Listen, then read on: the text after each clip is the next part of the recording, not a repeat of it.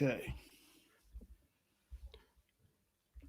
Hey, Android app addicts. Hello and welcome to our 577th episode, brought to you on the 30th of December, 2021. We have got the most internationally diverse set of bearded white people here in the bearded white males here in the studio today. Me, Ivor, I'm coming from New Zealand. We've got Stephen McLaughlin, otherwise known as Door, and we've got Josh, who's coming to us from Vancouver. Today's episode is brought to you by longtime Patreon supporter Charlie Moss, who's been our supporter since June 2017. So thank you, Charlie. Good to see you there. Door, how you going? How was Christmas? Christmas was good is what I want to say. I got some sous vide cooking hardware to make my sous vide experience a little bit easier, including some silicone covered magnets to help hold let's just say like weirdly shaped items down underneath the water better. I thought that was really cool.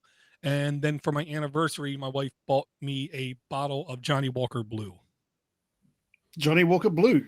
Can't say I've ever had that one. It's a couple $100 a bottle, yeah.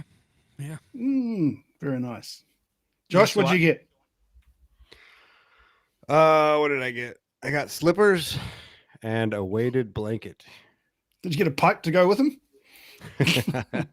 I wish, man.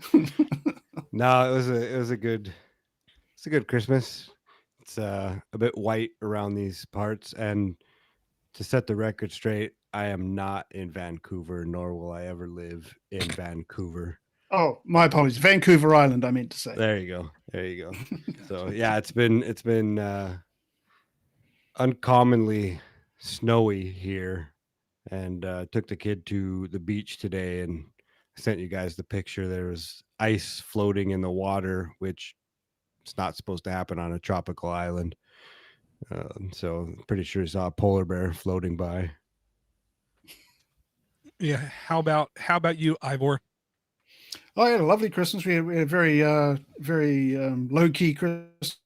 My two older boys who live up in Auckland were spending Christmas with their girlfriends this year. So we didn't see them. And we just had my mother-in-law, and we had a very nice dinner. We had a very nice lunch, which was just some roast chicken and potatoes and various salads. And of course, the main event in my house for Christmas is dessert. And we have lots of more dessert than we have main meal. So there was a huge feast of dessert basically in the middle of the day, and slept pretty much most of the afternoon. Yeah, the one thing I got for Christmas that I wasn't intending on was getting COVID. And I'm still not sure I have it because I can't get tested. I tried scheduling tests. As soon as I can get my test done is 6 days from now. Because it's gone crazy up here. But is that because of demand for the testing, or is it? Yeah, demands went off the charts up right here. So what happened was the governor just announced free drive-by testing in 2 places starting I think tomorrow. So I might get tested tomorrow. And I cannot go back to work until I have a negative confirmation test. So I might take me a week to get a test done. I was gonna say, sounds like a good reason not to get tested, Dor. Right. So my wife hacking, coughing. My son 2 nights ago, like 3 a.m., just wouldn't stop puking. We went to my sister-in-law's house last weekend. At least half of the house coughing and sick, and the 2 kids, they were able to get tests and they did come out positive for COVID. So that's what I got. Yay. All I got really is a headache, nonstop all day headache and some body aches. But that's the worst of it, which if that's the worst of it, I'm fine with that. Yeah. I don't need anything worse. Cool. There seems to be quite a bit of. Sorry, I was just going to say there seems to be quite a bit of illness going around. We've been sick up in these parts as well, and some friends are sick. And I mean, it sounds maybe even worse than what you've got. Just chronic coughing and congestion and runny nose and fatigue and body aches. So I mean, it's a pretty bad flu of some kind. So get healthy, everyone that's out there. Vitamin D and zinc and vitamin C and I don't know, Johnny Walker Blue. Yeah, that's Something been like to that. Yeah. Well, you got to try something. So, no Android related things were given out anywhere this Christmas that I can think of.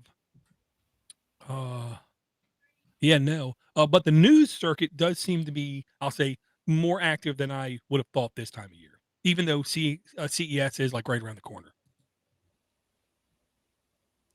Yeah. Folding phones seem to be a big thing in the news. Well, I mean, people won't shut up about them, yet they don't bring the price down low enough to where it will be like almost commonplace. I don't know how long it's going to take. I don't know what it's going to take, or for them to literally come down to like $300-$400 price tag, because that's how you can make it to where you're okay buying it for your kid. You know what I mean? Yep. Not $1,400 phone. There's really only one player in the market, though, and that's Samsung, and they're always going to charge over the odds. So until Oppo, Reno, and so you get some of these cheaper Chinese models coming in, and I think Oppo's just recently come out with one. Yeah, the Oppo Find N, which I will say it's a little bit of an unusual form factor size, but I'll say this. I don't think standard form factors is where you're going to win. I think you got to be something a little bit different kind of thing. But yeah, more than a couple of them in the last couple of weeks announced they're coming out with more, third and fourth generation foldables, including ZTE. I want to say was one of them. And if one company knows how to do stuff cheap, it's ZTE and Show Me both know how to do things cheap because they do such large numbers of devices and with such slim margins. They can afford to put out a phone and only make 10% off of it. Is that ZTE? Is that similar to ZTE? Yes, okay. Quite similar. Just checking. Yep. The other thing that's been big in the news, is the AR glasses. If you're on our Voxer chat, and by the way, you're all invited to join us on that. We've got if you want to download and install Voxer, you can join the AAA chat there. We've been talking about AR glasses. So, Josh, what do you reckon? You getting a pair? You're assuming that the ones I have on are not already. Touche. Well, you or Door sent the two links today, and they both look. The Oppo ones look terrible, and the Huawei ones, all it was a pair of glasses where you could remove the lenses in the whole front and replace it with another one. It looked like. So I don't even know if those are AI glasses or anything else. I think they're just fashionable glasses. You can change the color. Yeah, I think I sent through a thing today about Google is revisiting its AR glasses now that Oppo's also doing something there. Well, the Google stuff never went away. It went away from consumer shelves. Supposedly, there was more than a couple industries where they kept buying thousands of them at a time because it made it very easy to onboard people and train them to where you could see what you're supposed to do and keep both your hands free to do your job. Google never let out what industries they were, where they have those glasses or not. But so they've been doing a lot of work. They've been doing a lot of refinement with their stuff. I'm a firm believer AR is where the normal blokes are going to jump all over it and want it, partially because I swear people are infatuated with the idea of just walking down the street and saying, "Hi, Jim," and Jim, 34, male, hot girlfriend, likes Budweiser, or, stuff like that. Or, incarcerated 3 years, state pen, kind of thing. I truly believe people want that kind of seamless pop-up information wherever they go. I will say I can honestly see one place I can still see AR being incredibly successful is the tourism industry. You're down in DC, you want to take a tour, but you don't want to be around people. You don't like people. You rent these AR glasses, and the AR glasses basically tells you, walk up here, turn left. That's where this guy was shot. Keep walking, turn right. This is where this other guy was shot. Because it's DC. So there was Baltimore. Well, Baltimore too. But I do think these AR glasses are going to find some kind of niche. But I think it's only going to be a niche. I don't think it's going to be where everybody has them on. I And I will say the Honor ones, you didn't catch it. It's not a set of glasses. It was basically a magnetic thing that clips on existing glasses or sunglasses, and it's just one lens. Okay.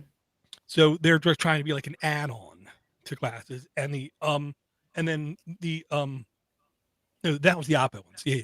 The Honor ones, I tried to grok it as well, and I couldn't. Tried to what? Sorry? Grok. Completely understand. Grock. Grok. That's what grok means. And I love the fact that last year, when I sent that word to an email to my son's English teacher, the English teacher reapplied. That is the first email in my career I've ever had to stop and look up the definition of the word. Touche, sir. Good job. So I keep saying that word just to sound smart. But yeah, so the Honor ones, I want to take a little bit of a closer look at. I will say the idea of interchangeable lenses, I think you'll get the bougie people loving it because you can switch your colored frames or your sunglasses out at the drop of a dime. I do love the idea of having the inducive, it's called speakers, where you don't have to have them in your ear, but it goes through your yeah. I love the idea of that. I've never witnessed it once myself. I think I know what the niche is, Door, that you were referring to. I think it's you're walking down. Well, there's that. But leaving Ivor out of it, we were walking down the street and having a nice day, and you have your glasses on, and then all of a sudden, Pikachu, and then you run and chase Pokemon around. What's that movie with Tom Cruise? Where they're in the future and he walks into a shopping center and gets bombarded with ads. Yeah, that was predicting the future thing with the horrible interface like that. Oh God. Oh, I'm trying to remember what it was called. It was like forecasting crime. Yeah, they could tell when a crime was going to be committed, and they'll come and arrest you. Man, I can't remember. It was a classic. Yeah, I can't remember seeing it. I can't remember what it was. Chat room, help us out. Yes, I will say I do think that if there is going to be a pitfall, it's going to be the fact that advertisers, I don't think, will be able to not be completely on board putting ads on the side of a blank wall when you're walking by. No, it's not a blank wall anymore. Now it's an ad for feminine hygiene products or something. Yep. Minority Report. Thank you, Eric. Minority Report. Thank you. Well, I think that it should also. We're not very synced up here. You go ahead, man.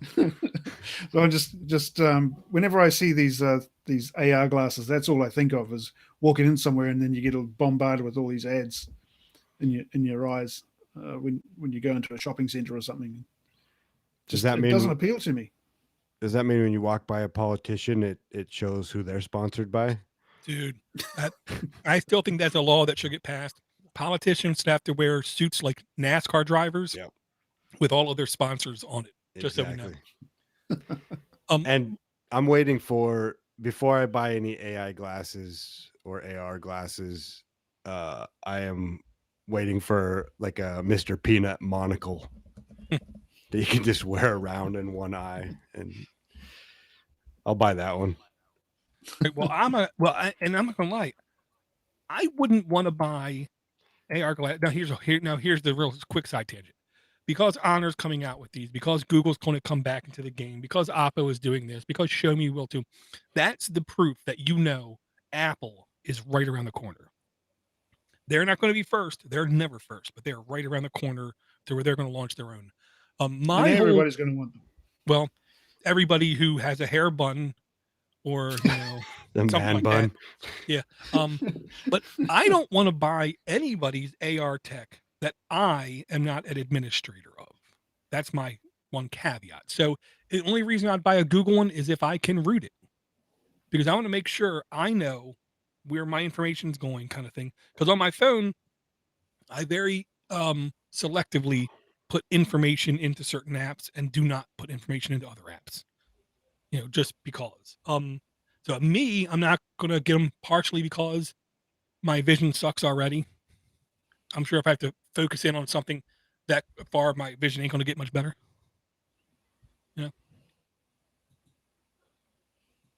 But yeah, there was also a topic I wanted to bring back up really quick from our last episode from last week because Josh almost nailed it, but on the wrong side of the target. Like he hit the back side of the target. He was talking about, can Google take fuchsia and separate out? And no, it actually looks like, according to a recent report, Samsung is at least researching replacing all of their phone operating systems with fuchsia. Didn't see that one coming. Samsung. Wow. Well, I mean, they were adventurous with the old Tizen operating system, and I want to say most of their lower end watches still run Tizen.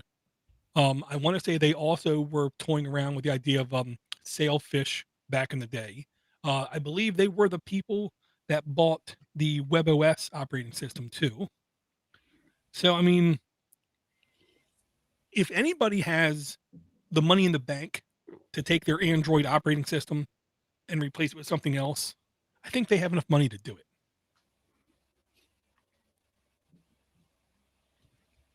Wow, that'll be interesting. Yeah, but Samsung have been making noises about getting away from Android for a while, haven't they?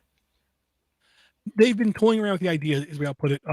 They made it very clear that they wanted to own more of the system, which is why in previous years, their Android experience was much different than all other Android phones because they wanted to try to differentiate themselves.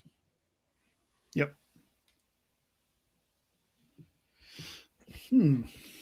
Yeah, because I can understand Huawei doing it because they have to basically diversify. Apple do it because they control the hardware and they can optimize their chips with their software, so they can have really relatively low powered chips in a single form factor. But with the diversity of Android and the multiple devices you've got involved, it's really difficult to have a single operating system that will optimize for those specific hardware configurations.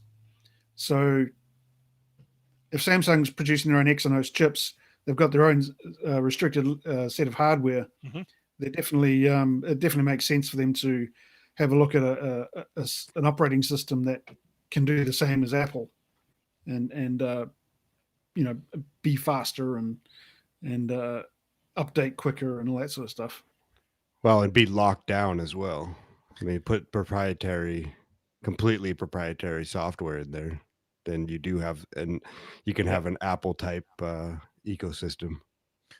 Well, one the other thing I forgot, I'm 99.999% sure Samsung TVs, which are selling like hotcakes, all of them are running Tizen as well.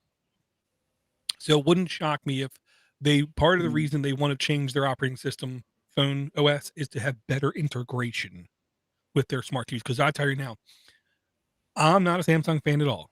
The Samsung smart TVs are the exact reason I don't want to ever buy a smart TV. We plugged in a classic game console and we spent 20 minutes trying to tell it to shut up and just spit out HDMI. No, I'm not configuring it. No, I'm not naming it. No, just spit out. No, it took like 20 minutes to figure that out. But I will say the content you can get on it with Samsung TV, because they're so stupid. It's a Samsung TV with an app where you can watch a channel called Samsung TV. And then you load up the Samsung TV app, and what it actually is, it's like 3,000 channels where quite literally you can just scroll down and you can say, oh, there's a Gordon Ramsay show, Kitchen Nightmares. Hit, and then for the next 24 hours, it's nothing but that show. And it's like all kinds of stuff like that. The other one was A La Cuisine. Iron Chef. Iron Chef, thank you. Where it was nothing but like 20 years of Iron Chef on one channel. Just keep watching it. I think so. They have their own stuff. Yeah.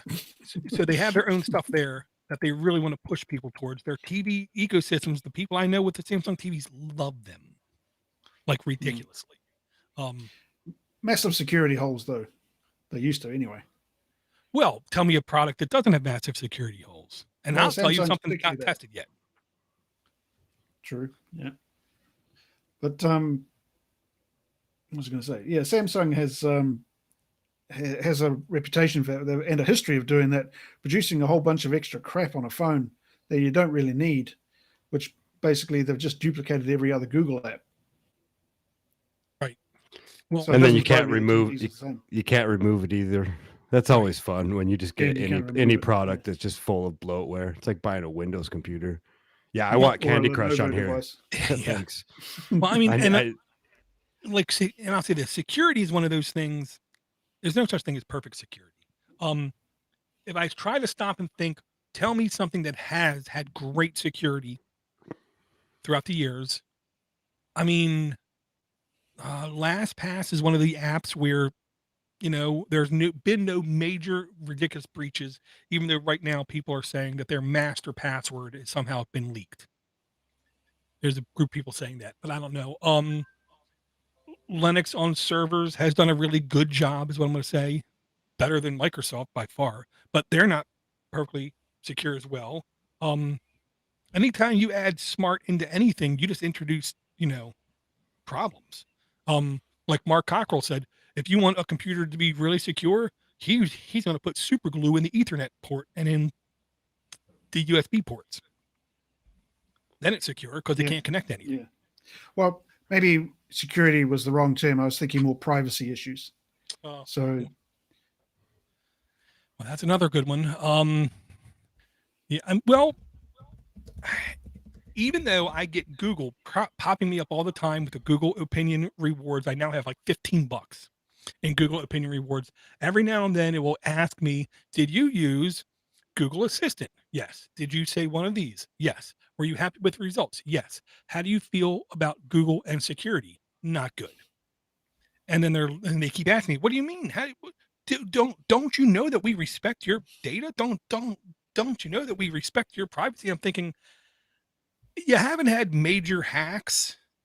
So yes, you're protecting my data, but you're protecting it and monetizing it as well. Yeah. So, you kind of lust after my data. You don't, keep my data private.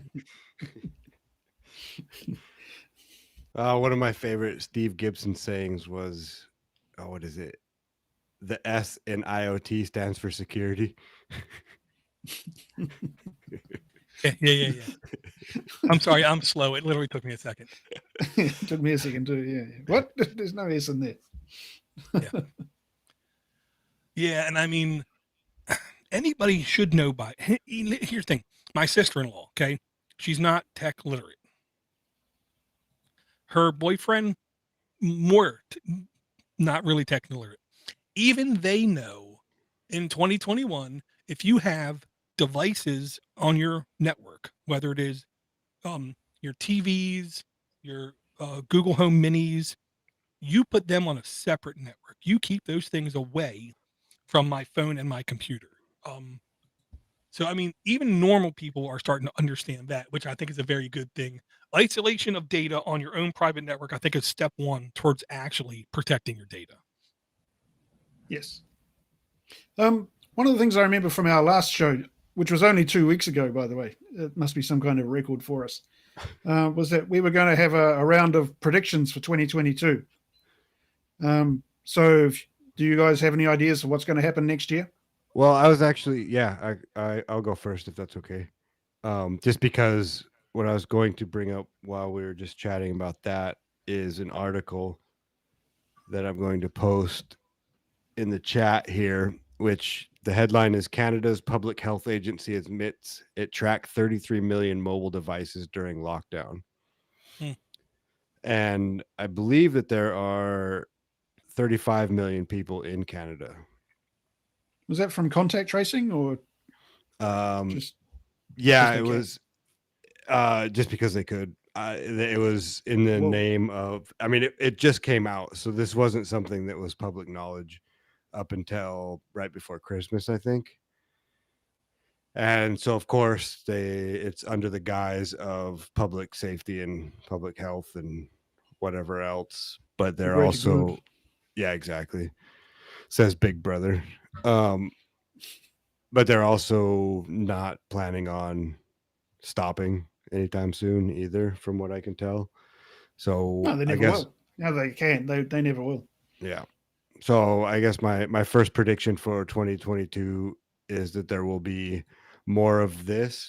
There will be more apps that it will be coming around for tracing under the guise of public safety, public health, whether they become mandatory or people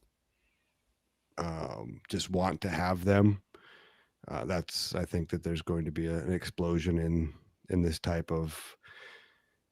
I mean, this isn't even an app. This is just tracking from some cell towers and data such as that.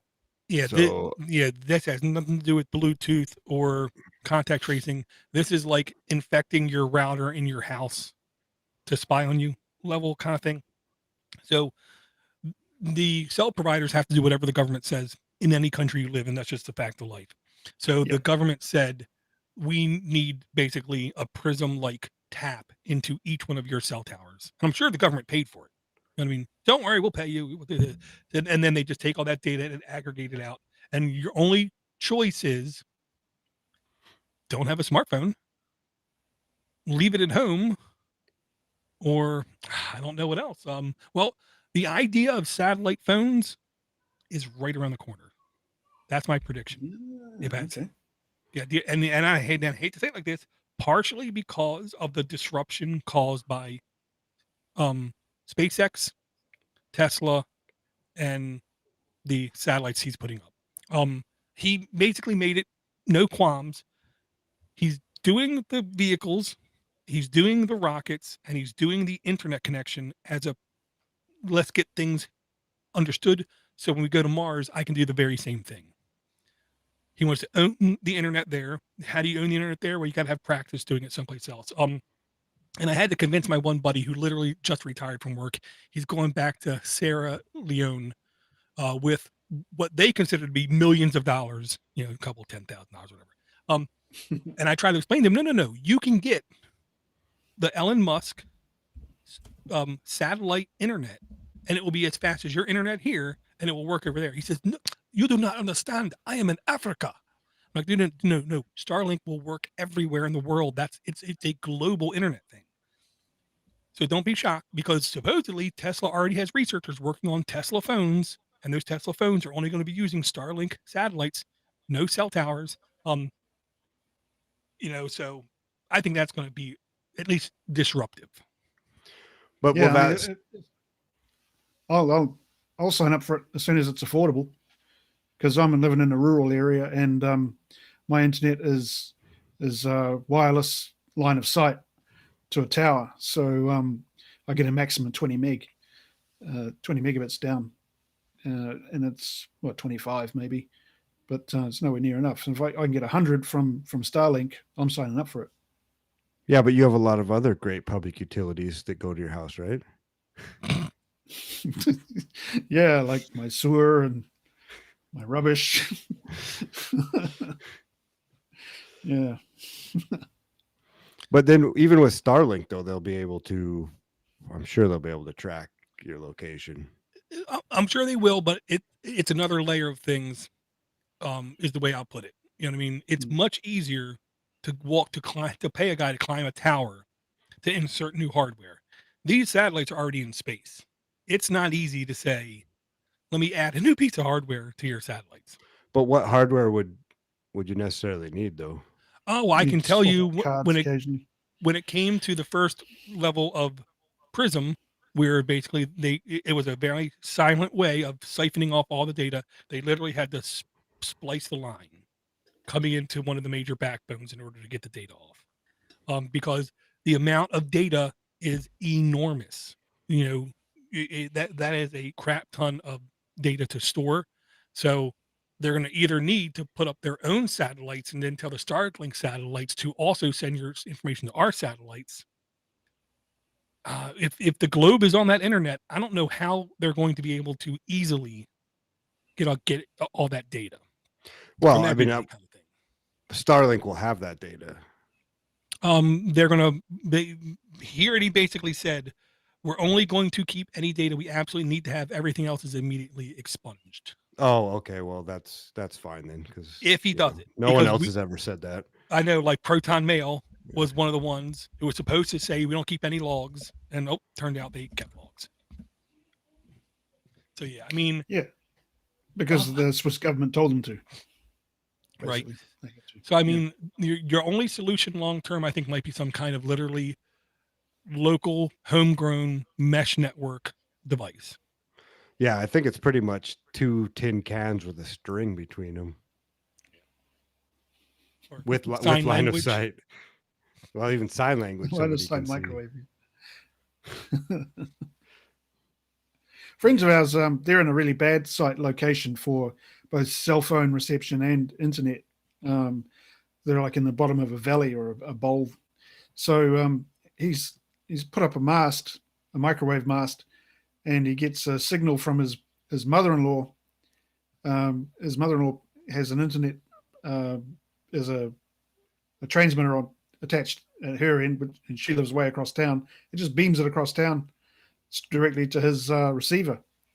And he gets about, 10, 15 megabits down, but it's good enough for him. And he doesn't have to pay for it because she does. Right. And I'll say, as far as predictions are concerned, let me just say, I mean, I don't see anything like groundbreaking or shocking or devastating. We're going to keep seeing incremental price reduction, hardware becoming, the low end and the high end becoming a little bit less distinguishable. Foldables, I think, are going to keep marching. Different form factors, I think, are going to try to pop up here and there. None of them are going to be as successful as the rectangle piece of glass. I still think tablets, I can't believe they're still selling tablets. You know what I mean? But they still are. And I think Chromebook adoption with Android app integration is going to just keep skyrocketing, partially because you can get real Intel chips to run games better. And I will say, Intel is getting on board with what's called the big little architecture type. Propeller hat time. The ARM Cortex cores revolutionized computing in one significant way. They developed the big little core technology about 3 years ago now, where you would literally have like 2 cores running at 2 gigahertz and 4 cores running at like 1.2 gigahertz. And you would give the really easy jobs, the really light load things to those little processors, because they used a lot less electricity or energy, and they made a lot less heat, which made the batteries go from only lasting, 8 hours to a full day's worth of charge. And that's why right now a lot of our phones are getting much longer charges off the same kind of batteries.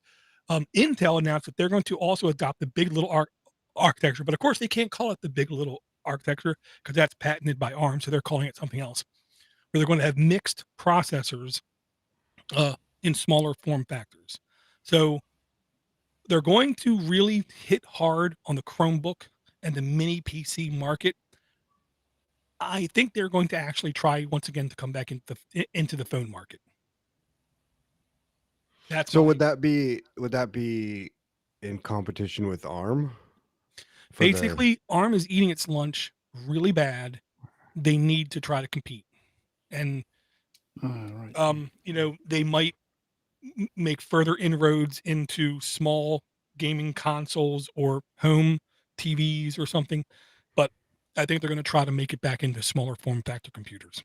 So they've got to adjust their pricing model then, I would imagine, as well. I'm sure.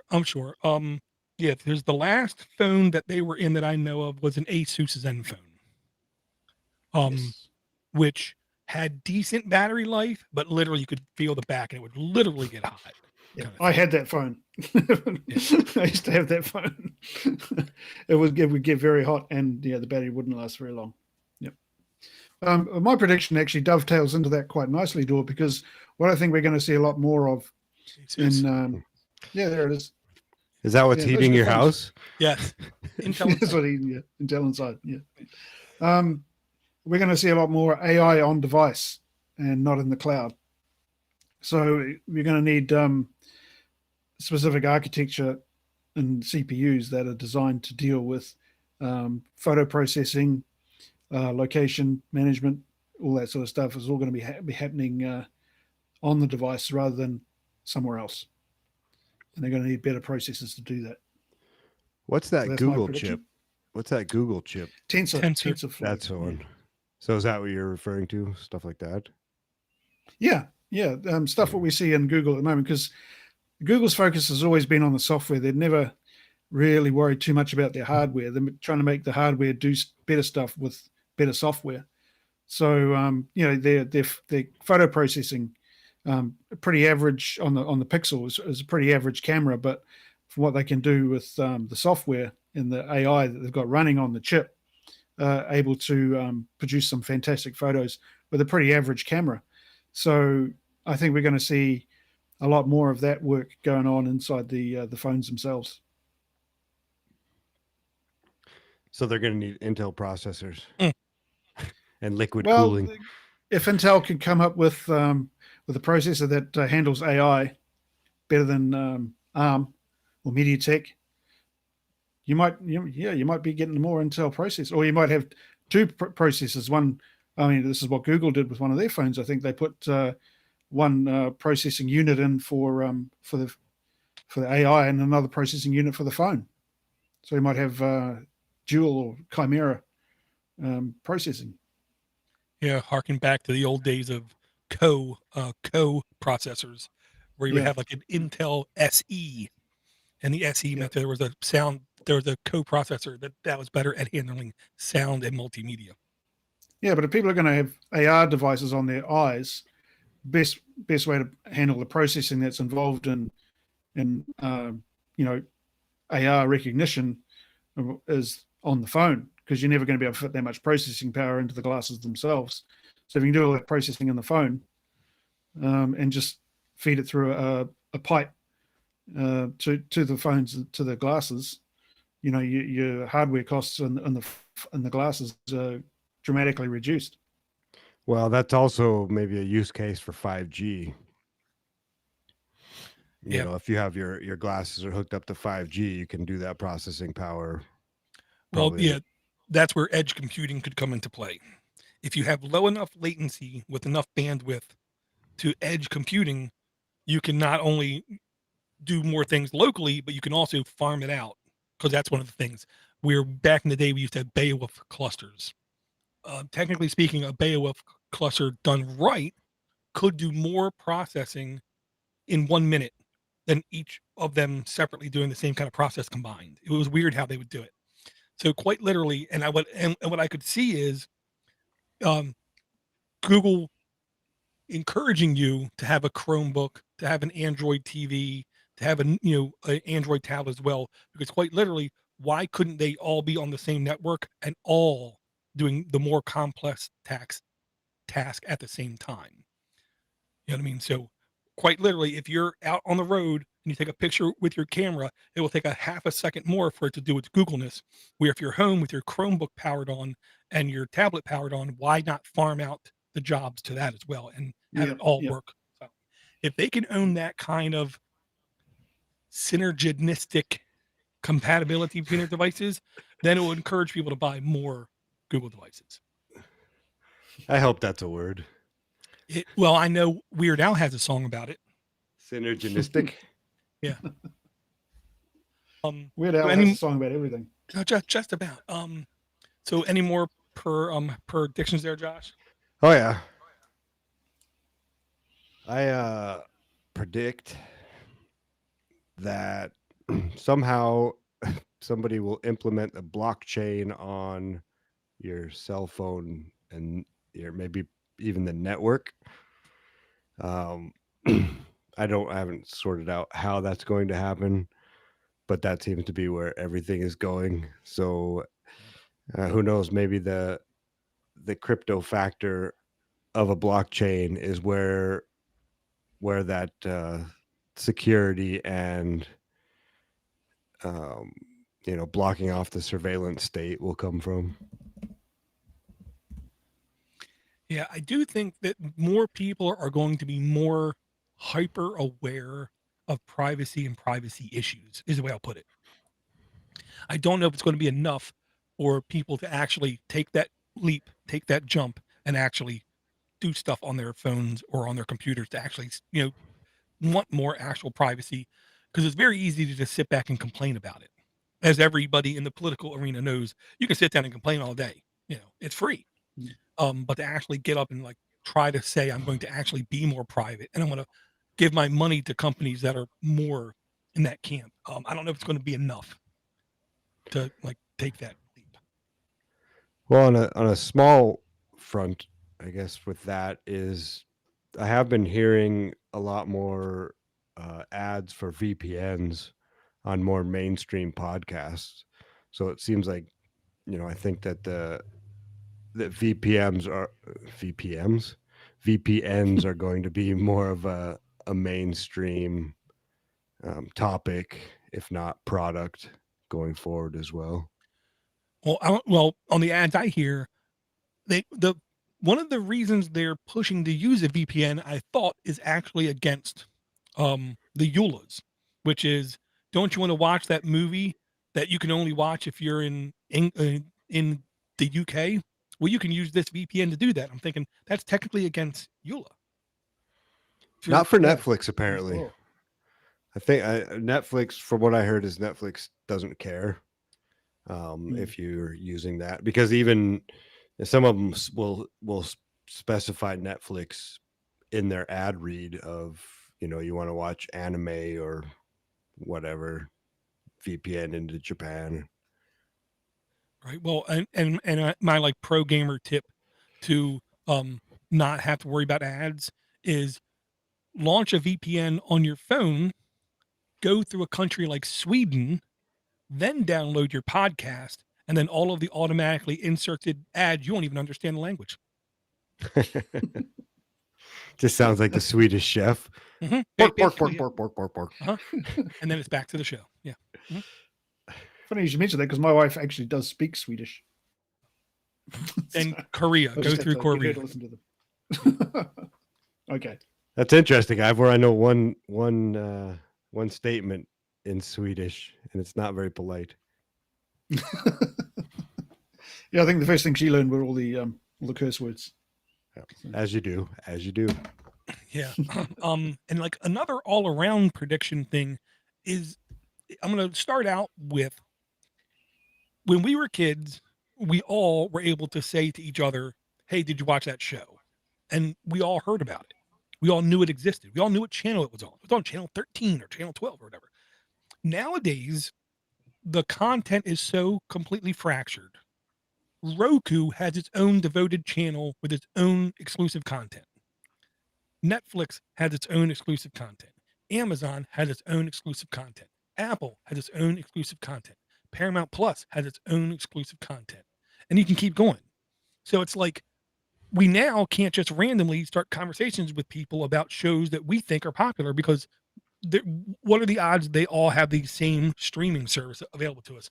So I can honestly see, dare I say, a little bit of convergence happening again, to where, okay, well, if you get these 3 streaming services, we'll give you a break. Instead of paying $36 for all 3 of them combined, you only have to pay like $24, because 24 is better than nothing. Last year, they kept saying, experts say that there's no way we can have more than like 5 streaming services, because people won't take it. People won't pay for that many. It's too much content for people to take. I'm pretty sure upstairs right now we have, because, sharing with friends and family logins, I want to say we have 6 or 7 streaming services up there. Boy, does she take advantage of all of them. Yeah. Yeah, I mean, I'm the same. I've got 4 or 5. Mainly the kids use them, but just the other inescapable fact is there's nothing really worth watching. I really struggle. Well, I mean, that's why I did like, I want to say it was Tubi or no, Pluto TV. They literally had a Johnny Carson channel, and I'm sorry, I can sit down and watch that. I'm fine. Yeah, I would love to be able to watch Pluto TV, but I can't. It's not available here. VPN. So, yeah. Use promo code Android App Addicts. Yeah. The problem with the VPN for me though is that it really cuts down the amount of speed you get on your connection, and mine's already puffing it as it is. And B, try and use a VPN, you can't cast it to your TV. You can't, it's just a nightmare to try and use a VPN and view anything other than on a small device. Yeah, you kind of have to set it up through your router to make it, easy to use, or to have another router that has the VPN on it. Or if you're worried about your own speed, instead what you can do is you can literally get a DigitalOcean droplet, install the VPN software there to where the bottleneck will no longer be your network. So you'll get the exact same speeds coming into your network with or without the VPN. They just hit the VPN first, and then they get shifted onto me. Yeah, because their speeds on places like DigitalOcean, you don't have to worry about. No, I might have to give that a go then. And I did, going back to the beginning of your rant there, Door, or diatribe, if you will. I did like how you aged yourself too. Like, oh, did you see that show on channel 12 or channel 13? I know. Like, 13 what? 1305, 1314? What channel are you talking about here, Door? On UHF channel 45. Yeah, that's right. Yeah, I mean, when I grew up, we had channel 4, 5, 7, and 13 or something like that. Yeah. I'm like right outside Baltimore and DC, so we literally had 2, 4, 5, 7, 9, 11, 13, and then we had 20, 22, 36, 45, 54, and 67. New Zealand, there was nothing to watch. New Zealand doesn't have that many now. We had 3. 1, 2, and 3. That's it. Nice. Oh, clever. And I remember when we only had 1 and 2. 3 was a new one. Is that Nickelodeon? No, it's just the same as 1 and 2, really. Same sort of stuff. Different commercials. Yeah, exactly. It's all about sheep. The sheep channel. Right. I mean, and, I think we're going to have the one prediction I have feel safe in general computing. Ransomware going to go crazy, or more governments getting hacked, more institutions getting hacked, more governments getting hacked. It's just going to get worse and worse and worse because there's money in it. Yep. So that's one of those absolute positive things going to happen. Another thing I think it's easy for me to predict is we're going to do more podcast because last year we did really bad. Yeah. Well, I mean, if we're doing easy predictions, then I'm going to go with 2022 is the year of the Linux desktop. Listen here, because of the Steam Deck, more people are going to be exposed to Linux than ever before. I had no problem saying that. And if there ever is a year of the Linux desktop, we're going to have to thank Valve software.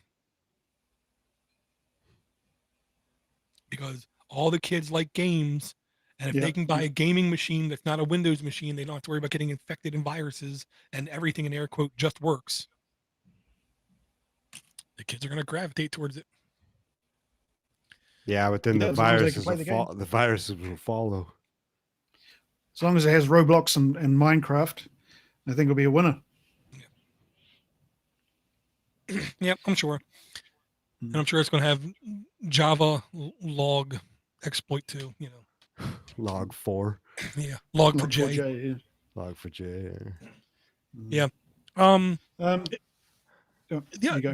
The other thing I think is going to become, more acceptable, like I said, how family members I know who aren't tech savvy are putting their certain stuff on different networks.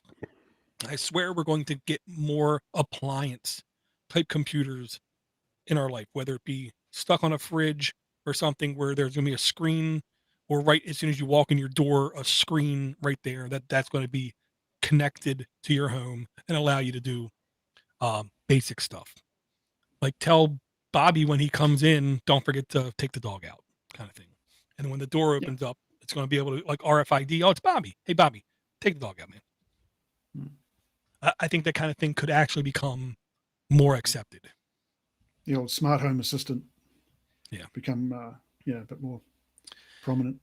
Yeah, and because of the automation stuff happening as well, supposedly the Apple Car is still in the works, where their goal is it to be completely automated, to where they can make basically encourage you to spend money while they take you to your destination. Yeah. Tell you the truth, I'd rather drive an orange. I'd rather drive an ugly Tesla pickup. And man, could it be more ugly? One of the greatest memes I've seen in a long time was like a little kid's drawing Yeah. of that pickup up on a fridge with magnets on it, and it said Elon, age 48.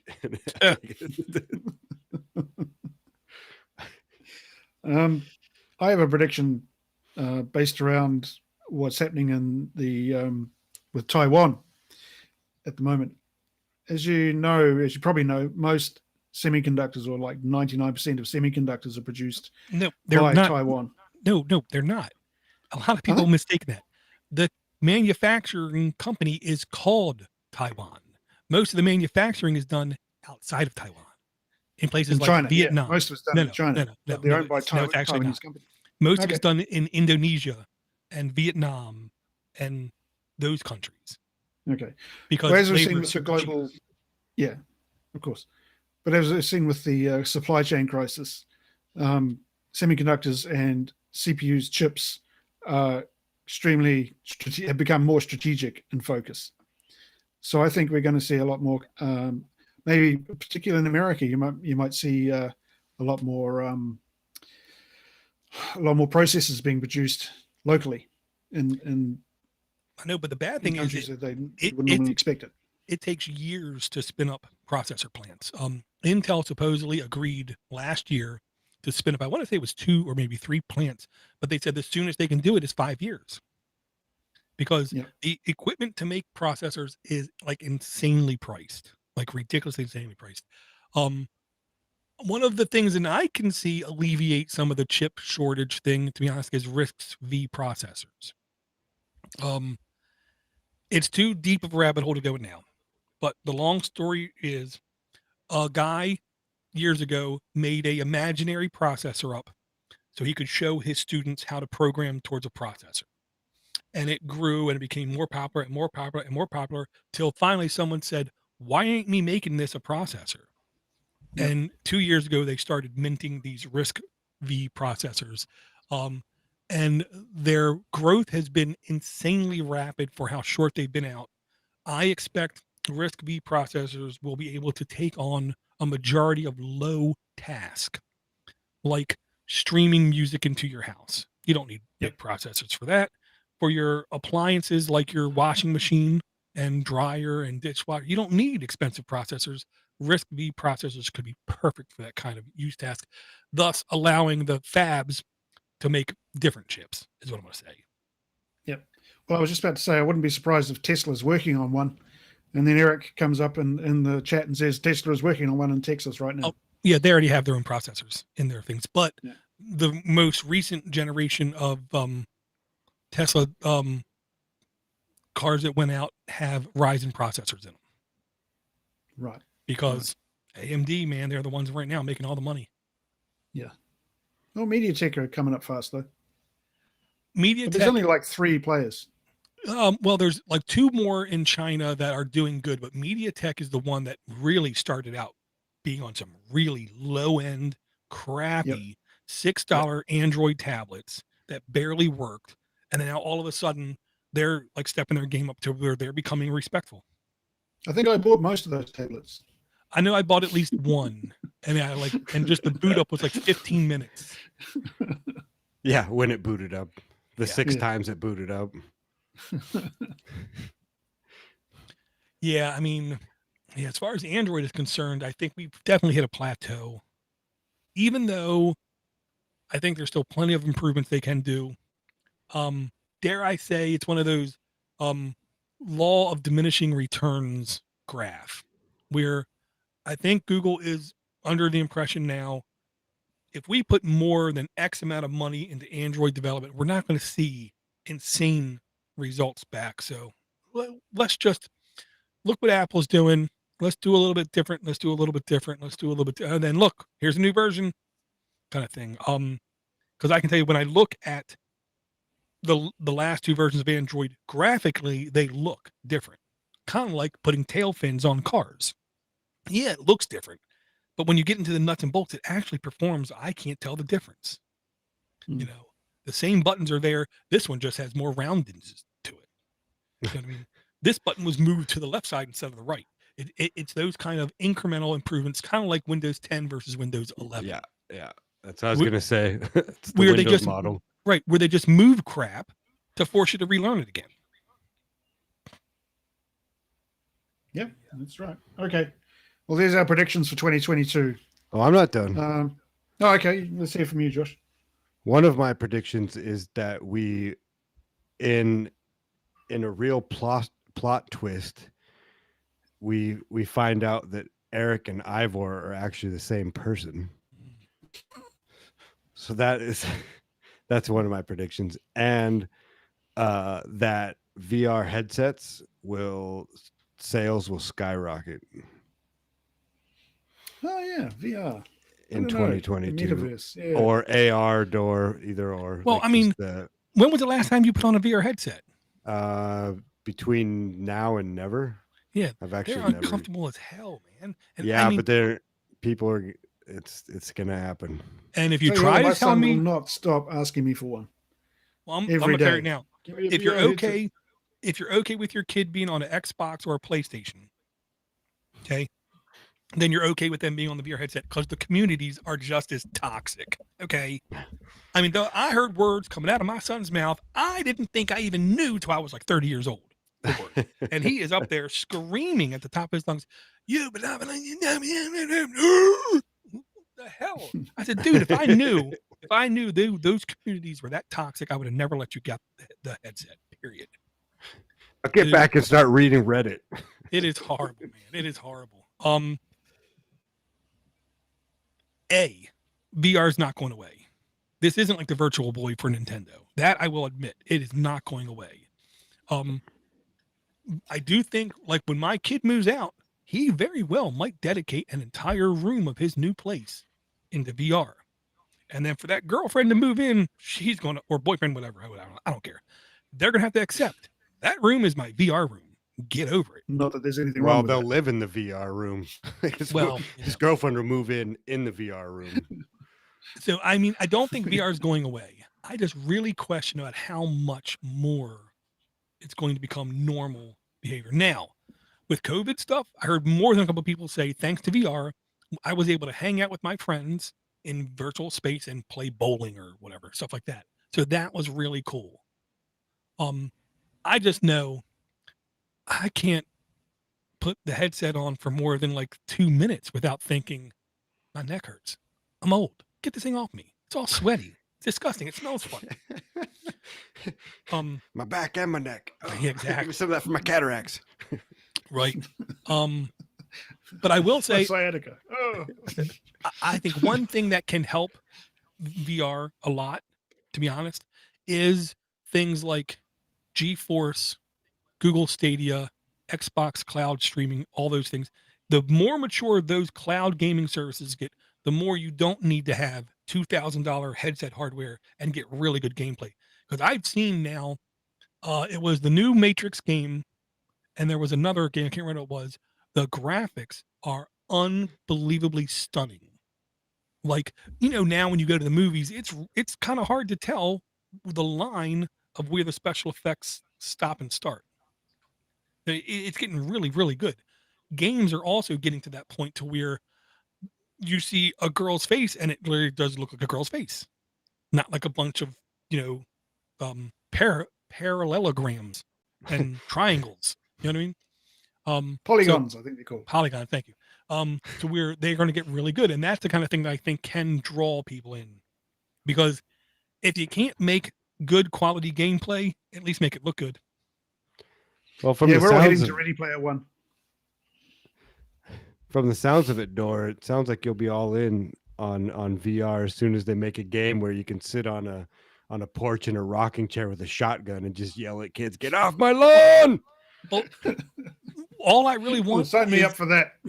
all I really want is a Stream Deck with RetroArch enabled to where I can load up N64, Super Nintendo, NES, Genesis, blah blah blah blah blah, and then invite my Valve friends to multiplayer games like that. GoldenEye, man, that's good Mario stuff. Kart. Mario Kart, yeah. All those games would be really good to play again for me. Yeah, I mean, Well, I want a virtual reality version of Space Invaders. You're just sitting here shooting at things.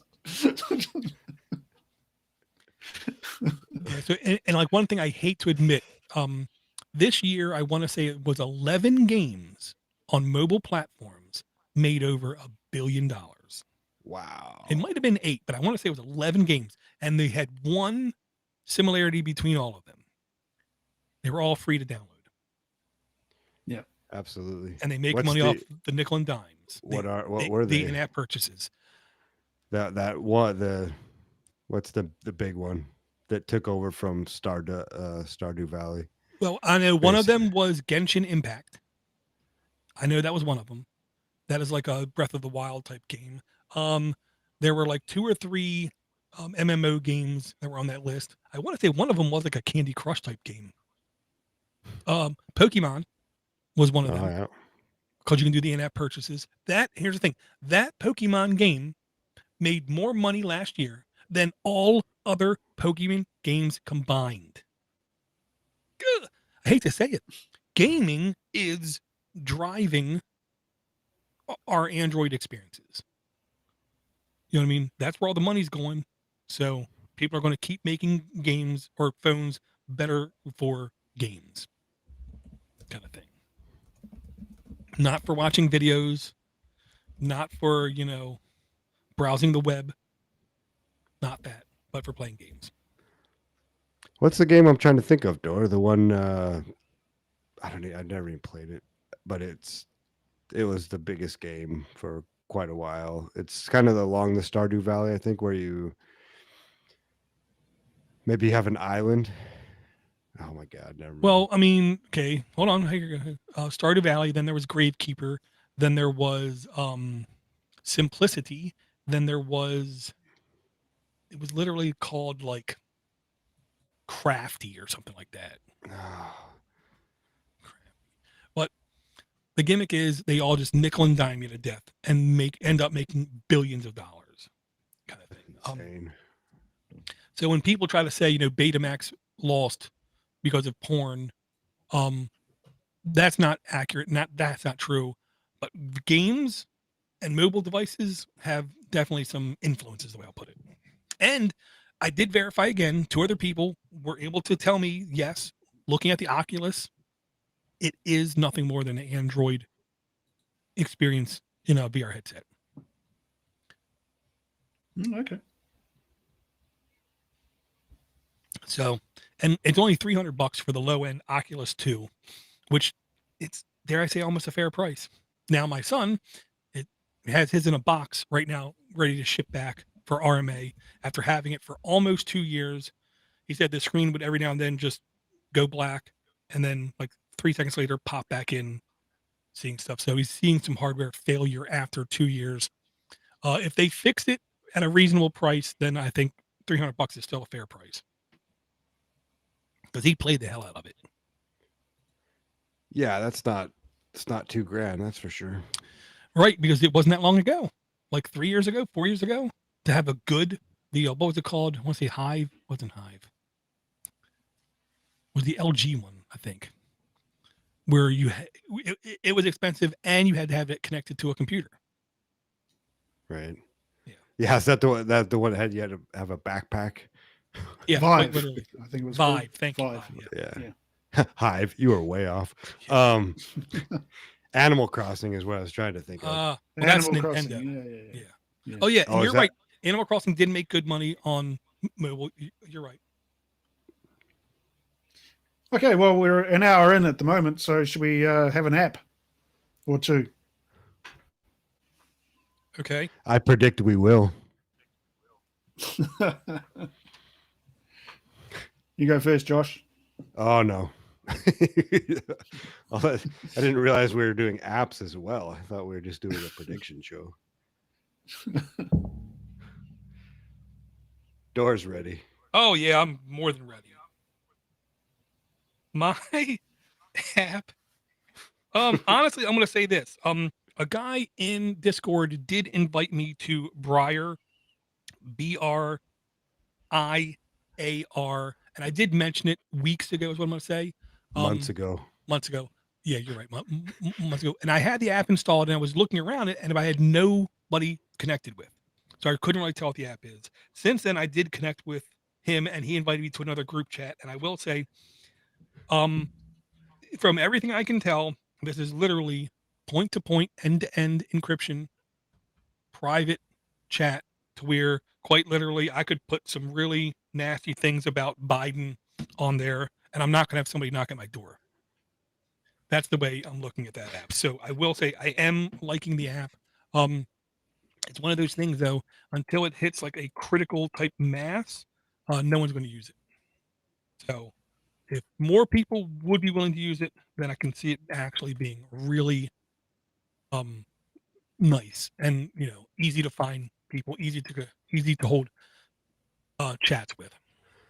Is that the one it's not associated with your phone number either, right? No phone number. No, I'm 99% sure it was just in a username password. I do What's not it think called? there's any way to access it off of your mobile device, um, anywhere on your desktop or laptop. And it does say, if the internet is down, Briar can even sync via Bluetooth or Wi-Fi, and it keeps information flowing in a crisis. That part I thought was good. If the internet is up, Briar can sync via the Tor network, protecting users and their relationships from surveillance. So does it use Tor under the hood? That's what it looks like it says, and there are no advertisements, no tracking. The source code of the app is completely open for anyone to inspect and has already been professionally audited. All releases of the app are reproducible, making it possible to verify the published source code every time. Um, I mean, it's really hard to get better than that. Is what I want to say when it comes to privacy and security. I believe this was Orion in the Discord server, which opened my eyes toward this one. So kind of like how we're on Voxer. If nobody else is on Voxer, we're only going to open it once a day for us. If more people are on this network, I could definitely see it being popular and really easy to use. Really, and honestly, it looks good. It just works. Does this use a Bluetooth network? It can, is what I'm going to Okay. say. Yep. Yeah, I've got this installed too from the last time. So if you shoot me an invite, Door, I remember Yeah. we've gone through quite a few of these where we've made Hello World and Right. never touched it again. Right. And it's a two-way thing. So I have to send him a unique like URL, but it's not a URL. And then once you get it, you can add me and then send me back a URL. If only one of us does it, the communication will not happen, kind of thing. So you're just exchanging keys, basically. Basically, yes, exactly. Oh, very cool. I'll bring a suite of apps then, which I haven't. I've tried a couple of them. I'm kind of looking for.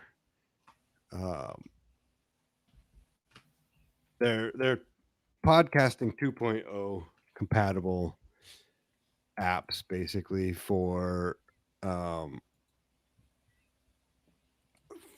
anybody that doesn't know what podcasting 2.0 is. It's basically the next iteration of protocols for podcasting. Let me know. Correct me, Door, if I'm too off base here from what you understand. But it opens up doors for like having help me out here. When you have words on, when you have words going when you're watching a show or some subtitles, or what is that called? Transcript. There you go. Thank you, sir. We'll go with that. Transcripts, and also one of the main things I like about it is for funding. It also allows for chapters and search, and you can also, like, if there's somebody that you like, say DoorToDoorGeek, you can search for DoorToDoorGeek and it'll give you a list of podcasts in which he's appeared on, whether they're his own or as a guest. But then there's also the funding aspect where you can stream small amounts of Bitcoin, and you can set it up for per minute if you want to. So every minute that you listen to this podcast, you can stream Satoshis, a minute amount of Bitcoin to the podcast. So it's just a good way to give artists and people that are creators direct monetary value without going through whoever, Podbean, or I don't even know what it would be. So yeah, I just want to bring up podcasting 2.0 and here I'm going to put in the chat. Nope, that's not the right one. The full list of 2.0 compatible apps. I know I reached out to Podcast Addict to try to get the streaming part, but he said that there'd be so few people that would use it that it wouldn't be worth his time or something like that. So that's why I'm looking at other ones. That, and he's literally a one-man show. Yeah. I think he does. I think a lot of these are, though, Door. Like, they're pretty small time. Well, he does do, Podcast Addict does do bookmarking. You can do different images for each bookmark. You can deep link into it. You can share deep inside of a podcast and say, start at 3 minutes and 33 seconds kind of thing. So the way I'll put it is, as far as I perceive it, it's not next generation. It's just another generation. None of these monetary based things I've seen in my life have ever been successful when they integrate into a podcast and you can flip people pennies. None of them have taken off. As far as I'm concerned, as a content creator, this is a profit driven revision, because nothing else it offers is anything different than what anything else offers.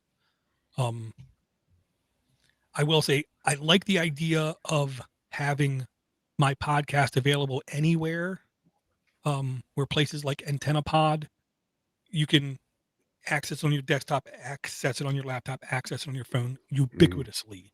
And that is one of the 2.0 things that they do promise will be much more better, is what I say. I love the idea of transcripts, I'm not going to lie, only because once you transcript a podcast, it makes it searchable. Okay. Yep.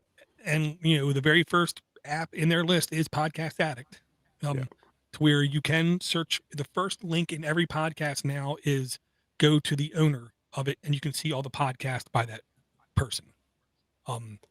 So I think podcasting app is picking up individual parts that they like about the standard. And I do think what's going to happen is, dare I say, 3.0 is going to come out, and that's the one where people are going to agree upon everything that we do, because we can look at the list and we can see everyone's just picking up parts that they like. And like, well, chapters, it's also, I think, the easiest to implement too, or right. But like chapters, I mean, I looked at doing chapters for my shows. No. That's too much like work. Are you crazy? I mean, we do an hour podcast. It literally takes me like 15-20 minutes to edit and post. If I do bookmarks and all that, no, that's like, it's like 17 minutes. No, that's like an hour and a half. Yeah. Well, it all started from the podcast index, though, right, which is quite nice as well, where they're indexing every podcast in the world to have an open source list. So it's not, you don't have to be curated by Apple, right. Like before with Podcast Addict, for instance, the best one that I found was searching through the Apple podcast list, whereas now I use the index for 2.0, and you can get statistics on how many podcasts there are and when's the last time, how many podcasts have been created in the last 6 months. Yeah, Android App Addicts, thank you very much. Right. And I'll say, and another prediction along with this is needed. Podcast index has been needed for 10 years. Okay. We have as a community, as podcasters, have sat on the sideline too long without having any direction.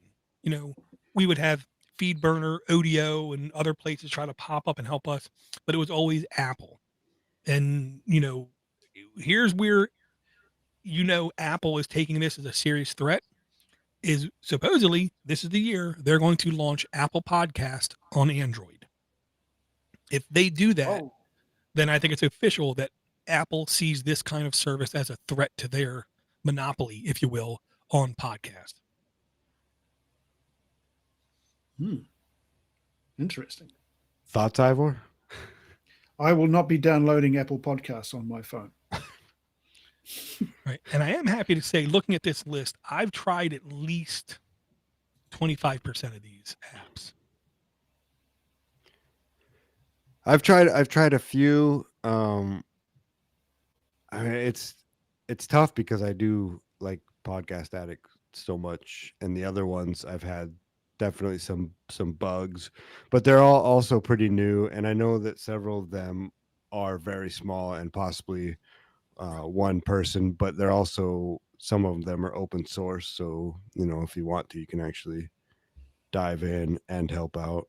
Right. And here's what I can see myself doing. I can see myself using Podcast Addict for a certain set of podcasts, and then literally loading up AntennaPod and saying, now in AntennaPod, this is where I want to support the creator app kind of thing. So I'm going to support, go to these feeds and subscribe to these feeds in AntennaPod, and listen to it. And part of the reason why is each app has like a maximum variable speed that it can hit on a device before it starts completely glitching out, like the Matrix kind of thing. And AntennaPod is one of the ones where I could rarely go over like 3x before it would just start to just fall apart. Yeah, well, some of them even cap out at 3 as well. So that's another thing. That's another.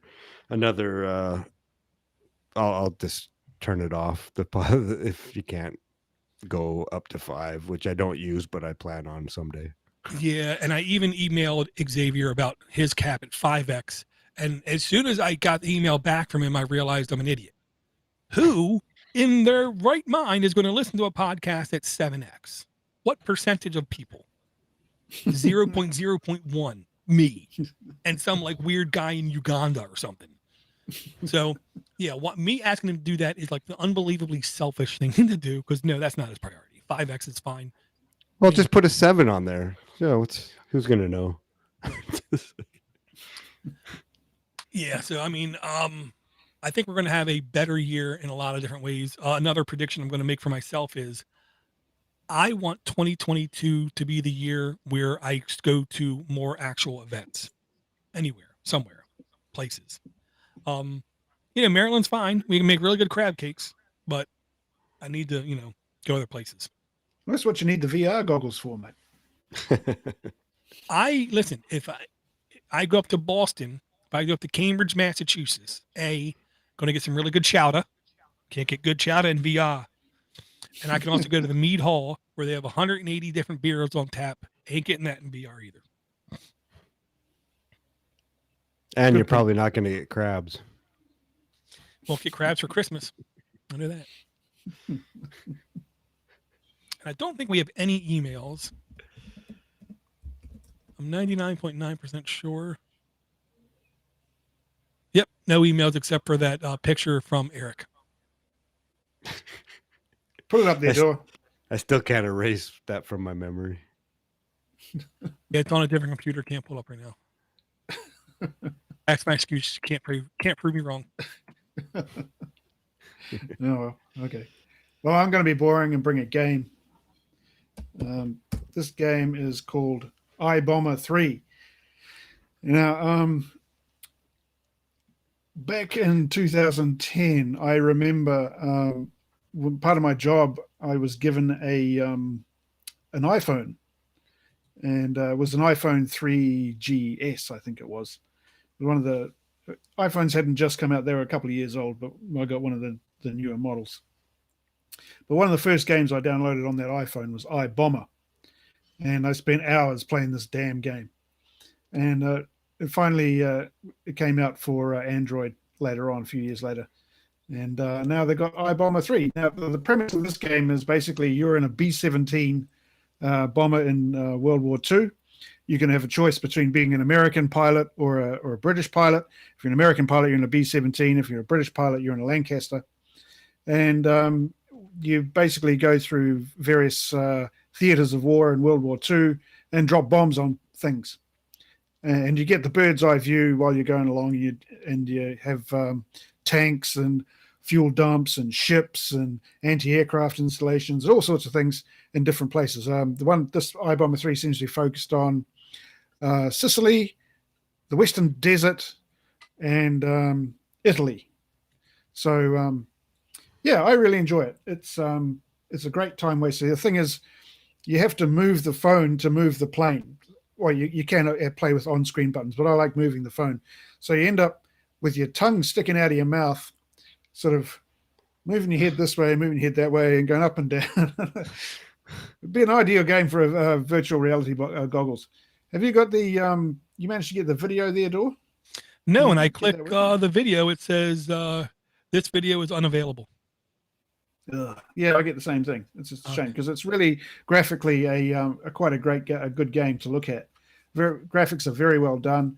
Gameplay is really good. It's very addictive. So we got requires Android 4.1 and up. Last updated May 12th last year, so it hasn't been updated for a while. It's rated for 12 plus. There's some explosions and things. No real blood or guts or anything like that. So I don't know why it'd be 12 plus. But yeah. Oh, it's made in Scotland too. There you go. So well, that's why it's 12 all in all, plus. an excellent game. All in all, an excellent game. And if you're looking for a good time waster, this is it. Not gonna lie, when you first mentioned the game, you first said the name of it, I swore it was going to be somehow about Barack Obama. Just saying. So here in the US, it's $3.49 to buy, which I think is a very fair price. 275 reviews by Cobra Mobile Limited, which is a excellent company name. Cobra Mobile Limited. 4.5 average reviews. It is eligible for the family library, updated May 12th, 2020, 7.6 megs in size, 1,000 plus installs, current version 1.08. Requires 4.1 and up, which is, anything can run it is the way I'll put it. Permissions, it is asking for phone, photos, media files, Wi-Fi storage, and Google Play license check, which is normal is what I'll say. Cool. Very cool. Hey, is there a way to share your screen on Ninja here, Dor? Yep. By kitten share screen at the bottom. I do not see it. You should see it. Bar at the bottom. It looks like a monitor. Yeah. Is that the create a secondary stream? Yep. That's it. Oh. Okay. I know. You would think it would just say share your screen. But what it does is it puts you on the side with the image there.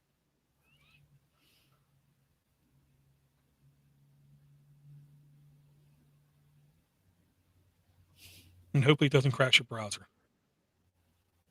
Hopefully not.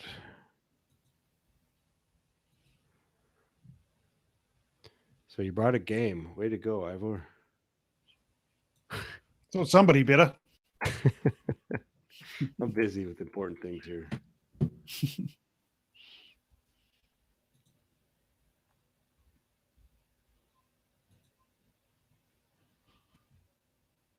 There we go. No, hey. There you go, Eric. You got your 15 seconds of fame. There we go. Now, apparently, Eric has promised to send me another version of this cardigan, which I'm very much looking forward to, but it has not yet arrived in the mail. So as soon as it does, I'll be wearing it on the podcast. Oh yeah, because you have to go into your other room and get it because you and Eric are the same person. Well, you can clearly see we're not, because he hasn't got a beard and I have. Oh yeah, because you can't grow a beard.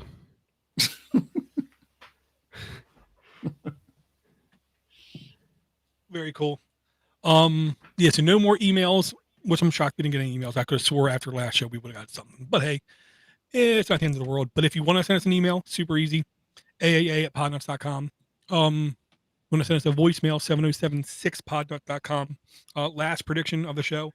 I do think this coming year I'm going to attempt to start back up the Amazon affiliate code link. We had it before. I got false reported where a guy said I was promising coupons in return for people using my Amazon link. But there's no way to contest getting canceled by Amazon, is the way I put it. So it's been like 2 or 3 years. So let's see how good of a memory they have and if I can sign back up. I'm gonna try it. Any last words there, Ivor? No, just I hope everyone has a great new year and a safe new year, and that we see you, more of you, in the 2022. Josh, any parting words? Yeah, thanks to everybody that came out in the chat, Greg and Eric and Red and anybody else that I missed. This is fun. We enjoyed doing it, and like Dor said, we'll try to make it a a little more schedulistic, because that's a word, and send some emails. It'd be great if anybody is out there listening. It'd be nice to get some feedback and chat with us on Voxer as well. Yeah, or Briar. Let's do it. Yeah, very cool. Again, I want to thank everyone for downloading. Thank everyone for coming out. Eric, Greg, Red, all you guys, thank you very much for coming out. Again, if you want to join us live, it's very easy. Follow us on Twitter, follow us on Facebook, or follow us on YouTube, or you can follow us on things like Discord, where we try to give prior notification when we go live.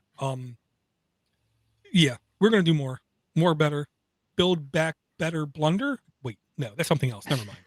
Okay, I thank everyone again for coming out, and we will talk to everyone again real soon.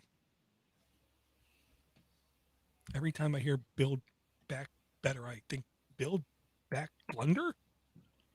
Yeah, well, that's more realistic. Yeah, Greg, you missed the very beginning of the show. Right now, I just got to get over COVID, which I'm pretty sure I got, kind of thing. I don't feel like complete crap, but I don't know if you can tell my voice. I definitely feel it, is what I'm going to say. Yeah. And I mean, look, if anybody would have an excuse to like that guy, it'd be me. He's like my dad's second cousin. You know what I mean? Literally. My dad was hoping back in the day he was going to win higher office, so then he could maybe give my dad a good federal job. But no, I don't like him. No. Nope. Well, I see people laughing about it too. People who were just so like, we have to vote for Biden, have to vote for Biden, blah, blah, blah, blah. And then, and now they're like, oh, he's even worse than Trump. Ha, ha, ha, ha. His approval rating. That's funny. That's funny. His approval rating went down fast. Yeah, it did. All right, I'm going to go to the basement. I was going to say, that sounded like an alarm going off. Hey, I have to run to the bathroom. I'll be right back. Oh, man. Sounded like an airplane taking off. Yeah, we've got to stop recording too.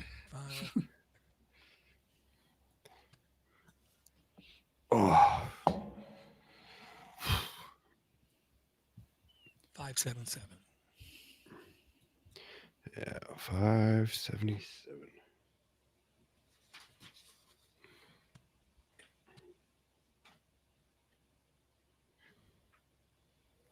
Well, that was fun. Yeah, very good. I liked Eric's little hand on hip pose. I know. It's just that far off visionary look. He's too good for this. Yeah, he's obviously the posh one in the family.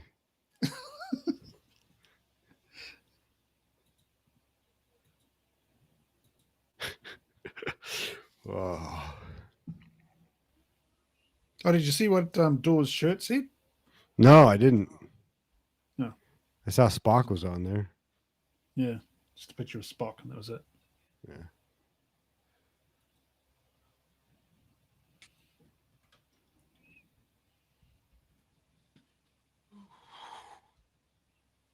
Hercules. What's it say on your shirt, Door? It's a Star Trek shirt. Track yourself before you wreck yourself. Yeah. I like it. Yeah, I like Spock, I like Spock. even though he did oh God, what was that horrible show? In Search of. Star Trek? Oh.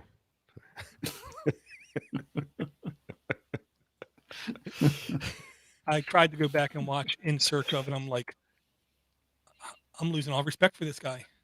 Was that like Unsolved Mysteries? It was like the very first. I want to say the very first episode was, "And plants talk to us," Yeah, it and was then bollocks. Yeah. and then they spent the whole hour insinuating, "Well, yes, but we just can't prove it just yet." But with I think that was a technology, common theme throughout the series.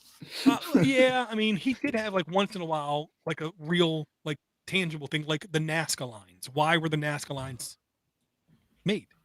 You know, actual like some interesting conversations, but some of it was just, oh man, hallucinogenic central.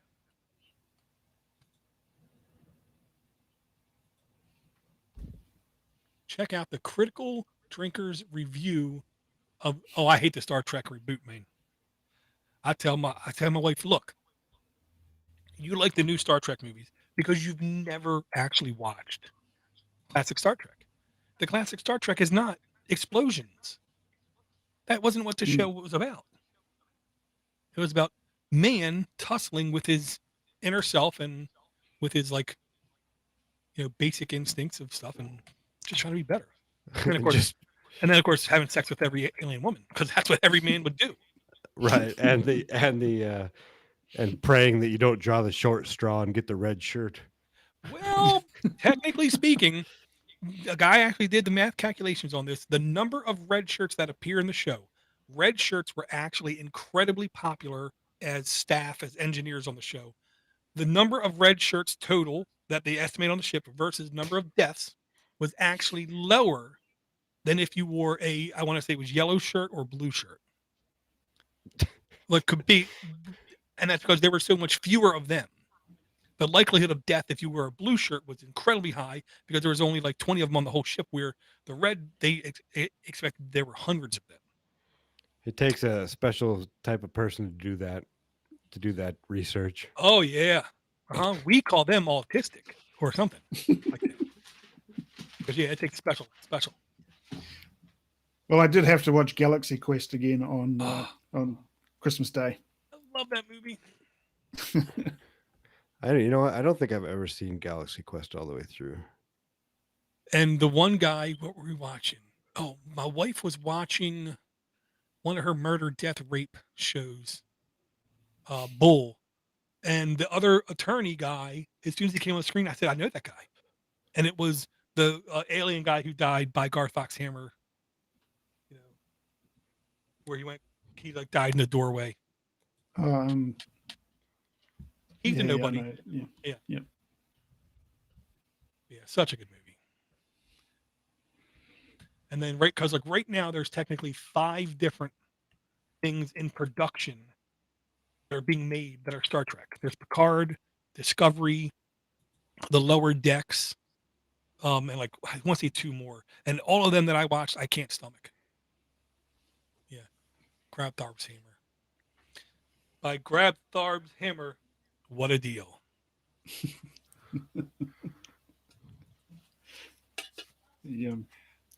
What's the name of that actor who played that guy? Alec Rickman.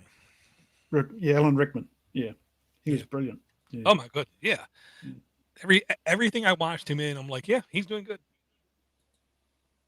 Shame he's dead. Yep. Yeah, man, that's what getting old means.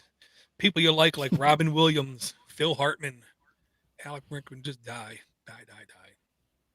Yeah, but that's not necessarily an age thing either, though. Well, I mean, the older you get, the more people you know that have died because, that's what's happening.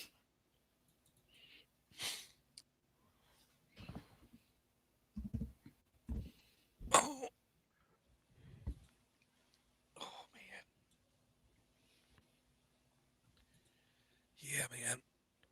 Oh, did anybody see the new Matrix movie yet? Yep. Because if you haven't, I'll just say no, don't. The wife was not happy about it, is what I'm going to say. Because she liked the religious undertones and all that stuff that was in the first couple. No, there's nothing wrong with that. And this had none of that. And she did not like that. It was awful, I have to say. I say the one thing that I was shocked about and I liked was the fact that Neil Patrick Harris, I swore was going to have a little tiny bit part and he was not going to be important to the story at all. And instead, he was actually important to the story, and I thought he did a really good acting job. Which one was he? The Shrink. Oh yeah, he was good. Just a shame about the rest of the movie. Script. It's terrible. Yeah, from what I haven't seen it, I don't watch new movies. Is that it sounds like they were even trying to say in the lines, and it was sort of like Yoda from Weird Al Yankovic, where it's like, what does he say? He says, "Remember, if you kill him, then you'll be unemployed." And then he talks about the I'll be making these movies till the end of time. Yeah. So it sounds like they were like, there's even a line in there where they said, like, we're only doing this because we have to, or something like that, because we're forced to make a movie. Yeah, he said something like, "Now look, I know I told you that was the last one, but we need to make a fourth."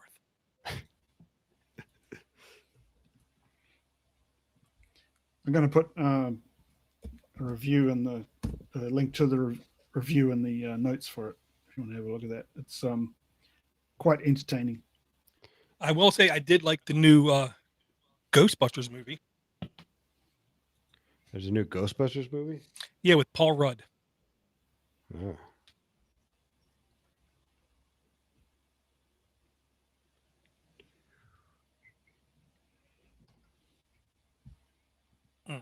Yeah, I've seen some good things about that.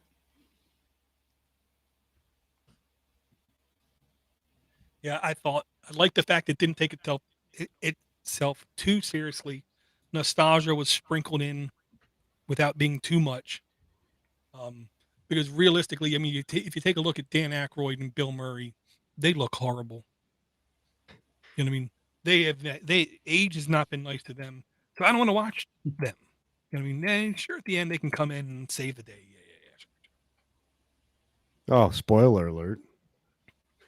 If you didn't know what's happening, man. And yeah, what's his name is dead. Raimi.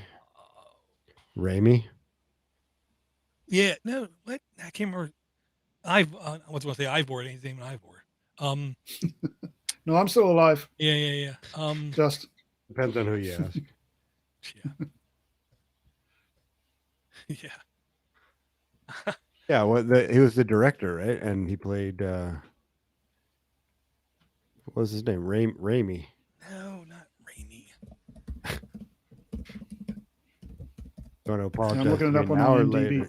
You'll ever apologize to me now or later, Door? It isn't Ivan Reichman, is it? Rickman? No. Yeah, Afterlife. Yeah, Ghostbusters Afterlife. Director man, was Ivan Reitzman. Harold Ramis Harold Ramis. Ramis. yeah, But was the writer. what was his character name? Egon. Yeah. Egon. Egon Spengler. That's right. He was also in Stripes, I believe. That's a movie I again, once every couple of years I try to sit down and go. I can't watch that movie. Oh man, comedy is so bad.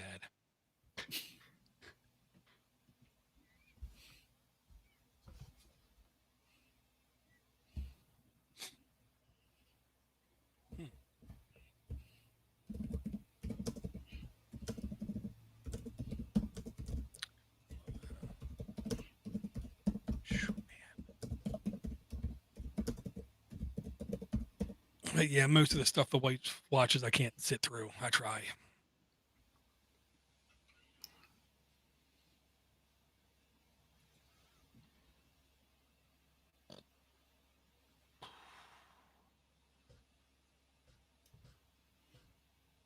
Yeah, but I did watch Death to 2021 on Netflix.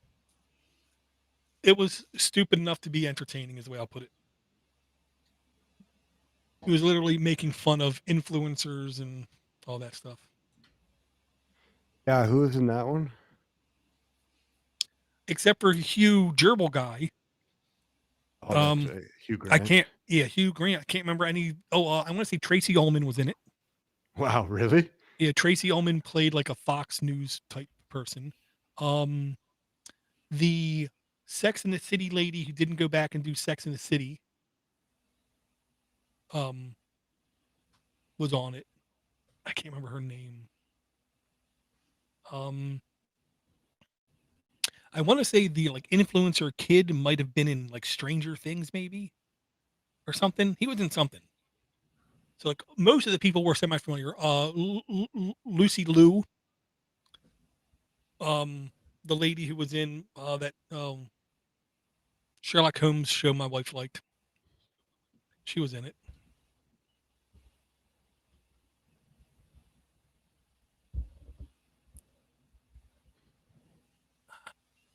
Yeah, Tracy Ullman is the kind of comedian. If she's in it, I'll give it a fair chance. Yeah. Just because she's in it. She kind of dropped off the radar after the Tracy Ullman show. Yeah. Don't know what happened to her. She went AWOL. I'm going to guess she made good money and she just said, well, I'm just going to sit back a while. And why not? Kind of Well, like yeah, Dave Chappelle. Does she get royalties from The Simpsons? I don't know if Yeah. she got. I want to say she got one payoff with Simpsons, but I will say also, I like the Dave Chappelle line where somebody asked him, "What's the one thing you're addicted to that you wish you weren't addicted to?" He said, "Money." And then they asked him, "Well, what's one thing you hate that you wish you didn't have to deal with?" People. But I'm addicted to money. So when my money runs low, I got to come out and deal with you people. Wow, that's kind of honest. Yeah. Yeah, he's a genius. Oh yeah. Yeah. He's the guy from way back in the day. His stand up back, he was talking about the kid in the diaper on the corner selling crack cocaine. I mean, yeah, the stuff he said was crazy. Well, I mean, the Chappelle show too was. I only watched a little bit of it, and I don't know why. Because because everything I watched from that show was funny. Oh, it's a masterpiece. But he had quality other comedians as well. Oh yeah. Burr was on it all the time. There were so many others. Yeah, and I want to say it was Graham Norton asked him what on that show was actually real that no one knows about. And he said, I really did go over Prince's house. We really did play basketball. He really did kick my ass in basketball. And then when we were done, he had his chef make pancakes. He said, all that completely true. Well, I think all the Charlie Murphy stuff was pretty true as well. Yeah. All-time greatest sketch ever. Charlie Murphy. I don't know. Was it Clinton Bixby or what? You know that one? The black No. KKK guy? Yeah, the black white supremacist. Yeah. That was, man. That was so wrong on so many levels. Oh. Yeah, and he's a comedian I never saw live, and I don't know why.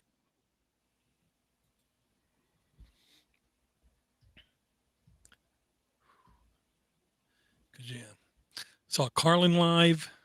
Nice. Chris Rock live. Mencia, saw him live. Christopher Titus, that guy's funny. Saw him live. Jim Gaffigan, wife loves him. Saw him live. Saw like 2 or 3 more. That's what I'm gonna say.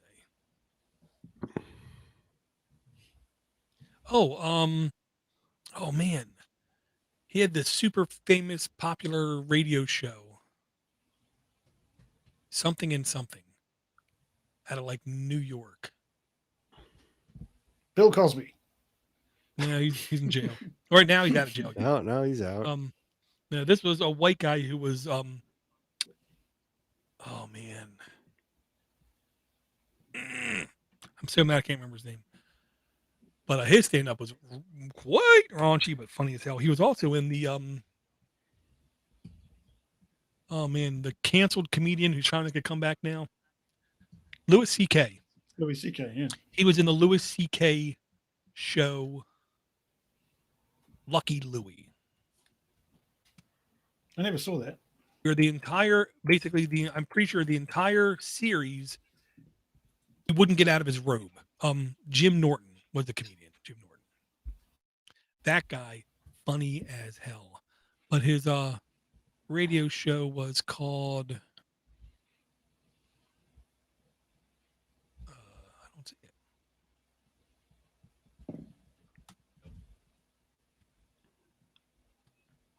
Who's the fellow who died recently? Norm McDonald. Norm McDonald, yeah. Yeah, I wish I would have seen him live. He was good. He had a farm, from what I can tell. Yeah, he was like Who's gonna feed the hogs? he was like incredibly well-read, couldn't stop gambling to save his life. And like every single comedian like loved him. Like the one story about him that I think is great. He was on Conan O'Brien just doing random stuff. Every single time he was on a talk show, it's just one segment and we're done. Because that's all I got. Kind of thing. And then Conan was having lots of fun with him, and Conan said, "Okay, you're gonna stay after the break, right?" He's like, what? He said, yeah, we're gonna have to do another thing with you. He says, "But I got nothing." He says, "What do you mean you got nothing? We can just sit here and talk." So then what he did was he took a joke that I want to say was actually done by Groucho Marx, who was some old comedian.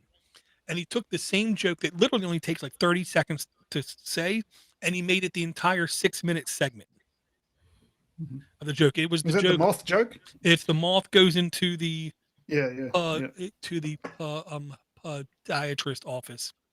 Oh man, my wife, I don't think she loves me anymore, Doc. And my kid, oh, he looks at me with those eyes, kind of thing. And well, why are you here? Your light was on. Yeah. Red, right now I'm still using Mozilla VPN only because I have to give them money somehow, and that's the easiest way for me to give them recurring money every month. It's only like I want to say $4 a month. So does that only work on the browser, or does it work on everything? Up to 5 devices. You can install it in a router, you can install it on a desktop, or you can install it on a phone. Okay. And does that do location swapping? You can pick what location you emerge out of. Yeah. I've had good Okay. luck with Proton VPN as well Yeah. for Proton speeds. and private internet access are the two that I think everyone says you get really good speed with. Mine, I'm not going to Yeah, say I I use get good speed PIA. with. Yeah. And yeah, PIA, Proton, and Mozilla all have been independent audited that they're, not doing anything nefarious. PIA just got sold to a big company, though. That's been a year now. Is it? Oh, bloody hell. Yeah. And nothing's changed. Yeah, Proton has a Linux app as well, so that's handy. Yeah. Since PIA got sold, I know like 4 countries tried to do more um, um, demands from courts for data, and they're sending them the same junk garbage data that they can't use. And now the big thing is everyone loved LastPass. LastPass was a small business, small, I want to say it was like 6 people worked there at the most. They got sold. LogMeIn bought them. Everyone screaming, "It's the end of the world! It's the end of the world! It's the end of the world!" I'm not going to give them any money, kind of thing. So now, apparently, LogMeIn has realized there's a stigmatism being associated with LogMeIn. We need to basically shave this company off, let it be its own company. So now they're going back to being their own company. But how does that work? I mean, I don't know, man. right. I don't trust LogMeIn. I don't. They screwed me as a computer tech too many times in the past with stuff to where I just don't trust them. Just don't trust them.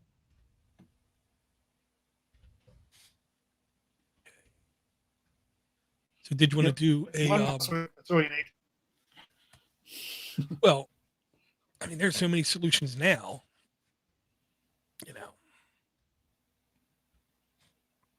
Yeah, I'll do an intro door if that's what you're gonna ask. I'm Yeah. working up the courage.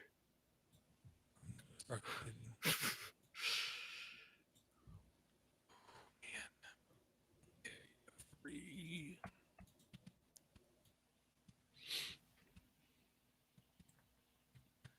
Yeah, kids have off all this week, so of course, they're staying up till like 3 a.m. every night. What time do they wake up? My oldest, after screaming at him for like 2 hours, he gets up at around noon. Jesus. Yeah. The youngest, My, he goes to bed at 3 a.m. He's up at 6 a.m. yeah, my son's like that as well. My 14-year-old, he'll go to bed at 3 a.m. and wake up at 6. Yeah, I can't do that. Neither can I. I can't even go to bed at 3 p.m. and wake up at 6 a.m. Yeah.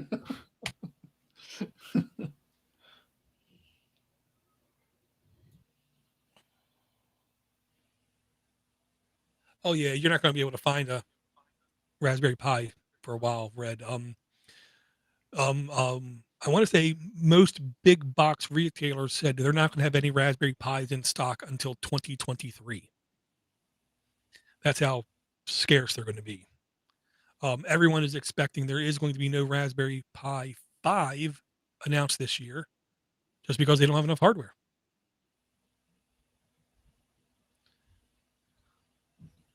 So I expect semiconductor shortage from Taiwan. Well, and they did say that they're getting old boards in and literally pulling chips off of old boards and putting them on Raspberry Pi 4s because in reality, like 88% of the board from a 3 to a 4 is the exact same. The difference is the main processor and like one other thing.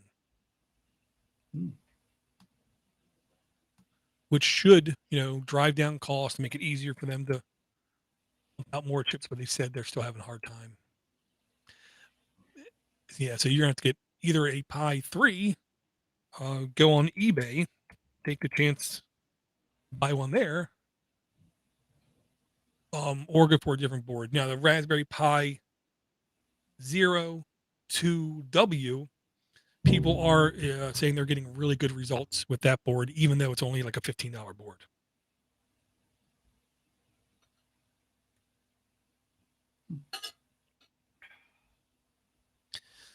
But I'm still liking my Rock 64 for my Pi like needs. Still working pretty good. So what are those Pineys? I mean, I know you're on a Pi hole ad blocker, but what else do you do with them? Run it as a desktop, full desktop using Twister OS, where I play classic video games on it, retro video games mainly on it. One is a Pi hole. One is a Octoprint 3D printing server for it. The other one I had upstairs connected to the TV as like a home theater computer. Oh, yeah, yeah. Oh, actually, like a Plex machine. Yeah, exactly. Are we talking about what we're doing with Raspberry Pis? Mm-hmm. Yeah. Yeah, I've got one running the Pi hole. One is running my Nextcloud. One is running a Lightning Bitcoin network node.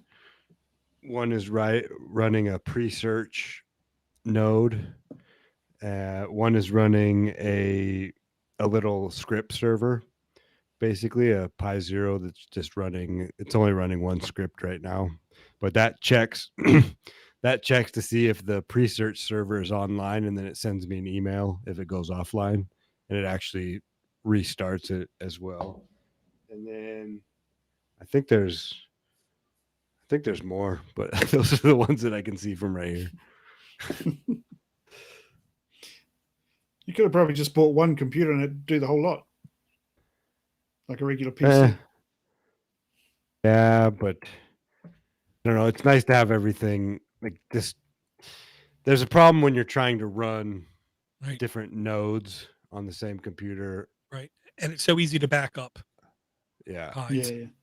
And one part, if one thing craps out, then the dependency on something crashed, then maybe it takes out something else. Or yeah, and I do like the fact that even if the hardware fails, I can just pull the SD card out, put it in a like device, and it works just fine. Oh, I had a hell of a time with that door. That was you went from the oh god, what did you go to and from? I can't remember. Well, they're both Pi 4s. One was that I took it out of an 8 gig and put it into a 2 gig. And I mean, I did end up having to nuke it. And then, of course, I didn't have access to my photos, which is one of the main reasons that I have it.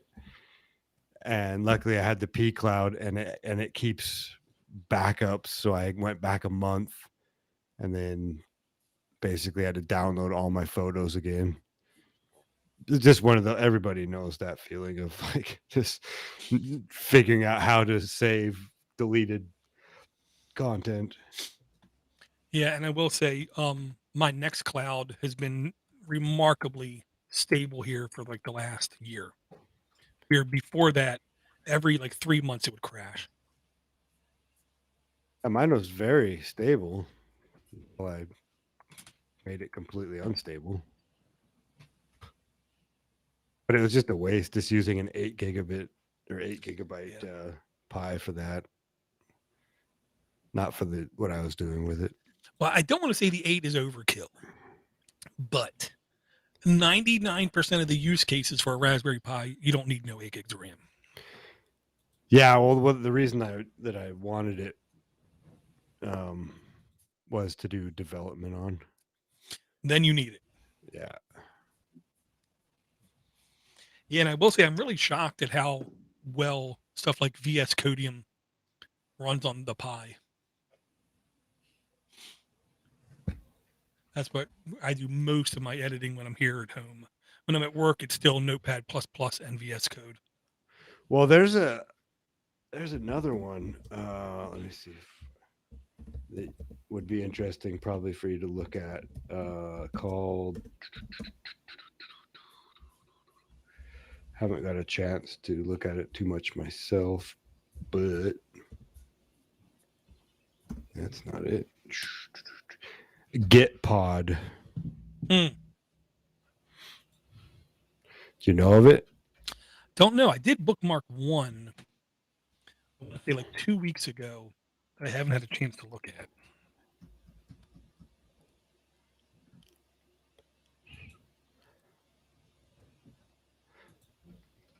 Let's see.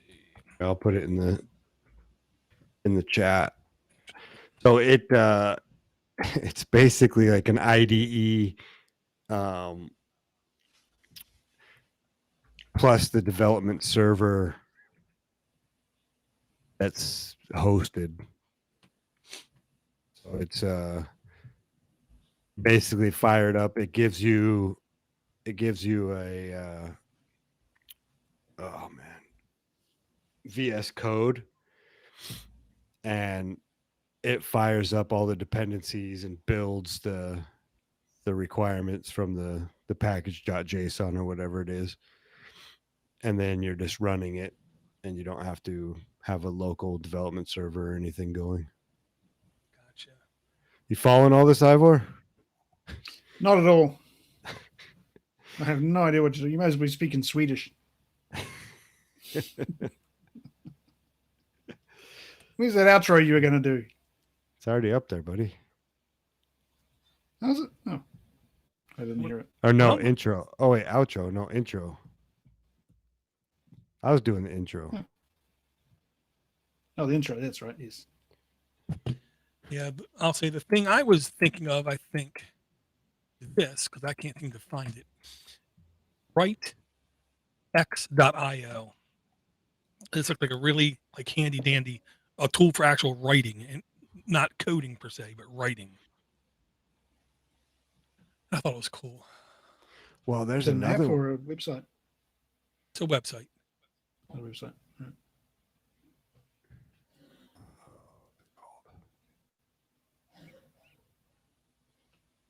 I don't think I've seen this, Josh. Seems like it's pretty interesting. Everything with the word "get" in it now. I'm like, even though Git is really, the tool. Yeah. Do you know of Get Autopilot? Yeah, oh, yeah.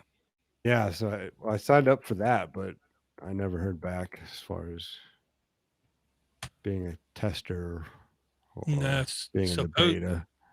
supposedly the people who are using it are using it a lot.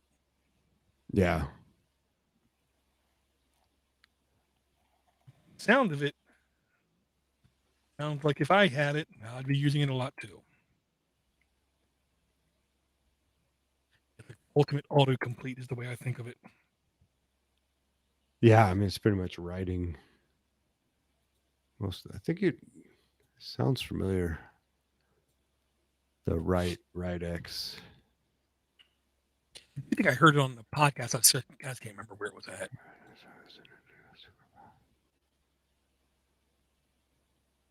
Oh my goodness. And my head.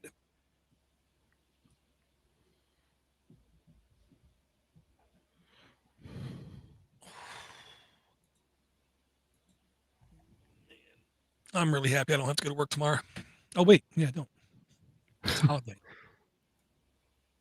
Yeah, originally we were planning on going to go to a show, Brazilian steakhouse thing, celebrate our anniversary. That ain't happening. Brazilian steakhouse. Does that mean you have to get a wax in your nether regions? Yeah. Yeah, what it means is it's expensive, and they can hire local ethnic people and just say that they're Brazilian, and us white folk don't know no better.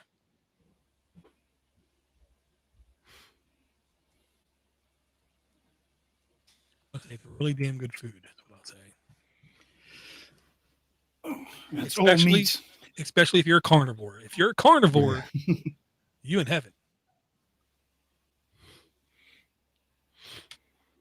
Okay, I gotta get going, guys. All right, man. Yep. Likewise. That was All right, fun. dear. Hopefully we can see you again next week. Oh yeah.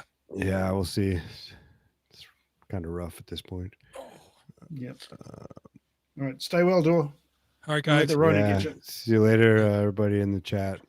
Eric, you're crazy, man. Red, Greg, if you're still in there. It's amazing that anybody comes out to that door with the schedule we keep. You got to tell me. Imagine if we kept a good schedule. Yeah, we might have 4 people in there. Or even 6, maybe. If you're interested in web, like different web developments, you should look at Svelte. Svelte. I've been diving into it a bit when I have a chance, and it's Well, it has a really good logo. I'll tell you that. Yeah, it's a pretty fantastic user experience for writing JavaScript and HTML. I know, but I don't like the tagline. Cybernetically enhance web apps. What? This ain't Terminator. No virtual DOM. You had me at no virtual DOM. Yeah, man. No, and it's fast because it actually during the build, it doesn't have a framework. You know, if you do React or whatever, it ships with a framework and all that. This doesn't. It strips out any of the framework and it's just JavaScript, HTML, and CSS. So it's lightning fast. All the CSS is scoped to whatever the file you're using, although you can make it global or whatever. But so yeah, you're writing JavaScript, but it's basically a script tag and then your HTML, right, and then a style tag if you want anything in there. But it's beautiful, man. It looks like the most digestible JavaScript related thing I've ever seen. Yeah, you can actually read it.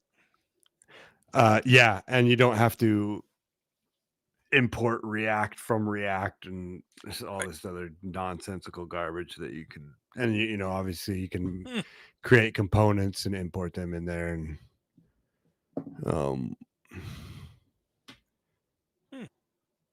very cool. Yeah, I think this is going to be my language of choice going forward. And I'm going to guess it's like easily portable as well. How so? I mean, like if you have a brand new computer that you get, it's very easy to get that computer up to speed to do development work. Yeah, I mean, it's just installing Svelte, I guess. So, did you have any show names? I didn't have any show names. Oh, I did. Yeah. Okay. Good idea. I've got 2. Lust for my data, which I quite like, and synergistic. I don't know if I can spell that one. Yeah, I spelled it SYNERGANISTIC, but I have no idea. But I do like lust for my data. Right.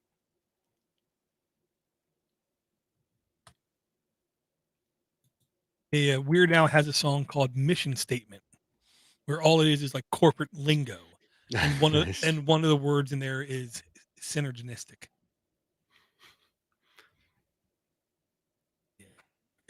Remember if you kill him, I'm trying to remember that line from Yoda.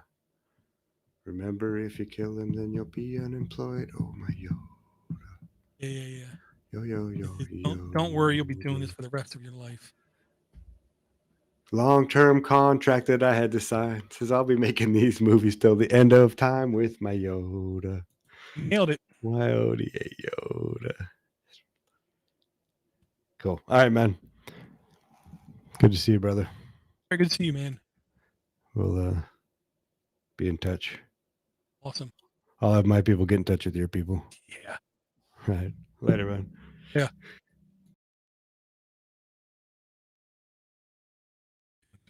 Anti. Lots of lip smacking today, man. It's not cool.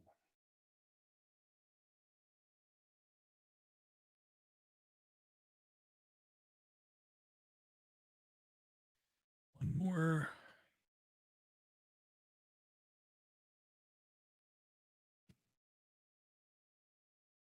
Okay, now hide.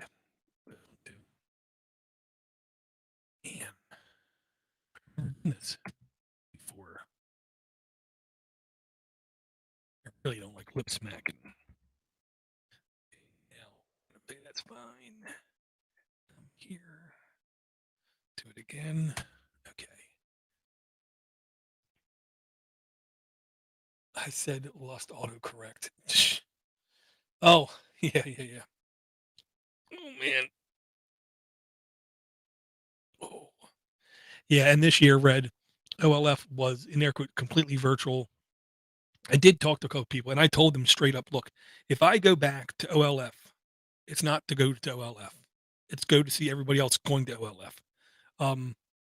So like, I was like, don't be shocked if I go to OLF, yet you never see me inside the building. Where I'm just there to talk to people, hang out with people. Because I don't know of anything else remotely close to that area that's an event I can go to. Okay. Let's see if this looks better. My processor going up to 102%. Well, that seems odd. Oh, that looks much better. Okay.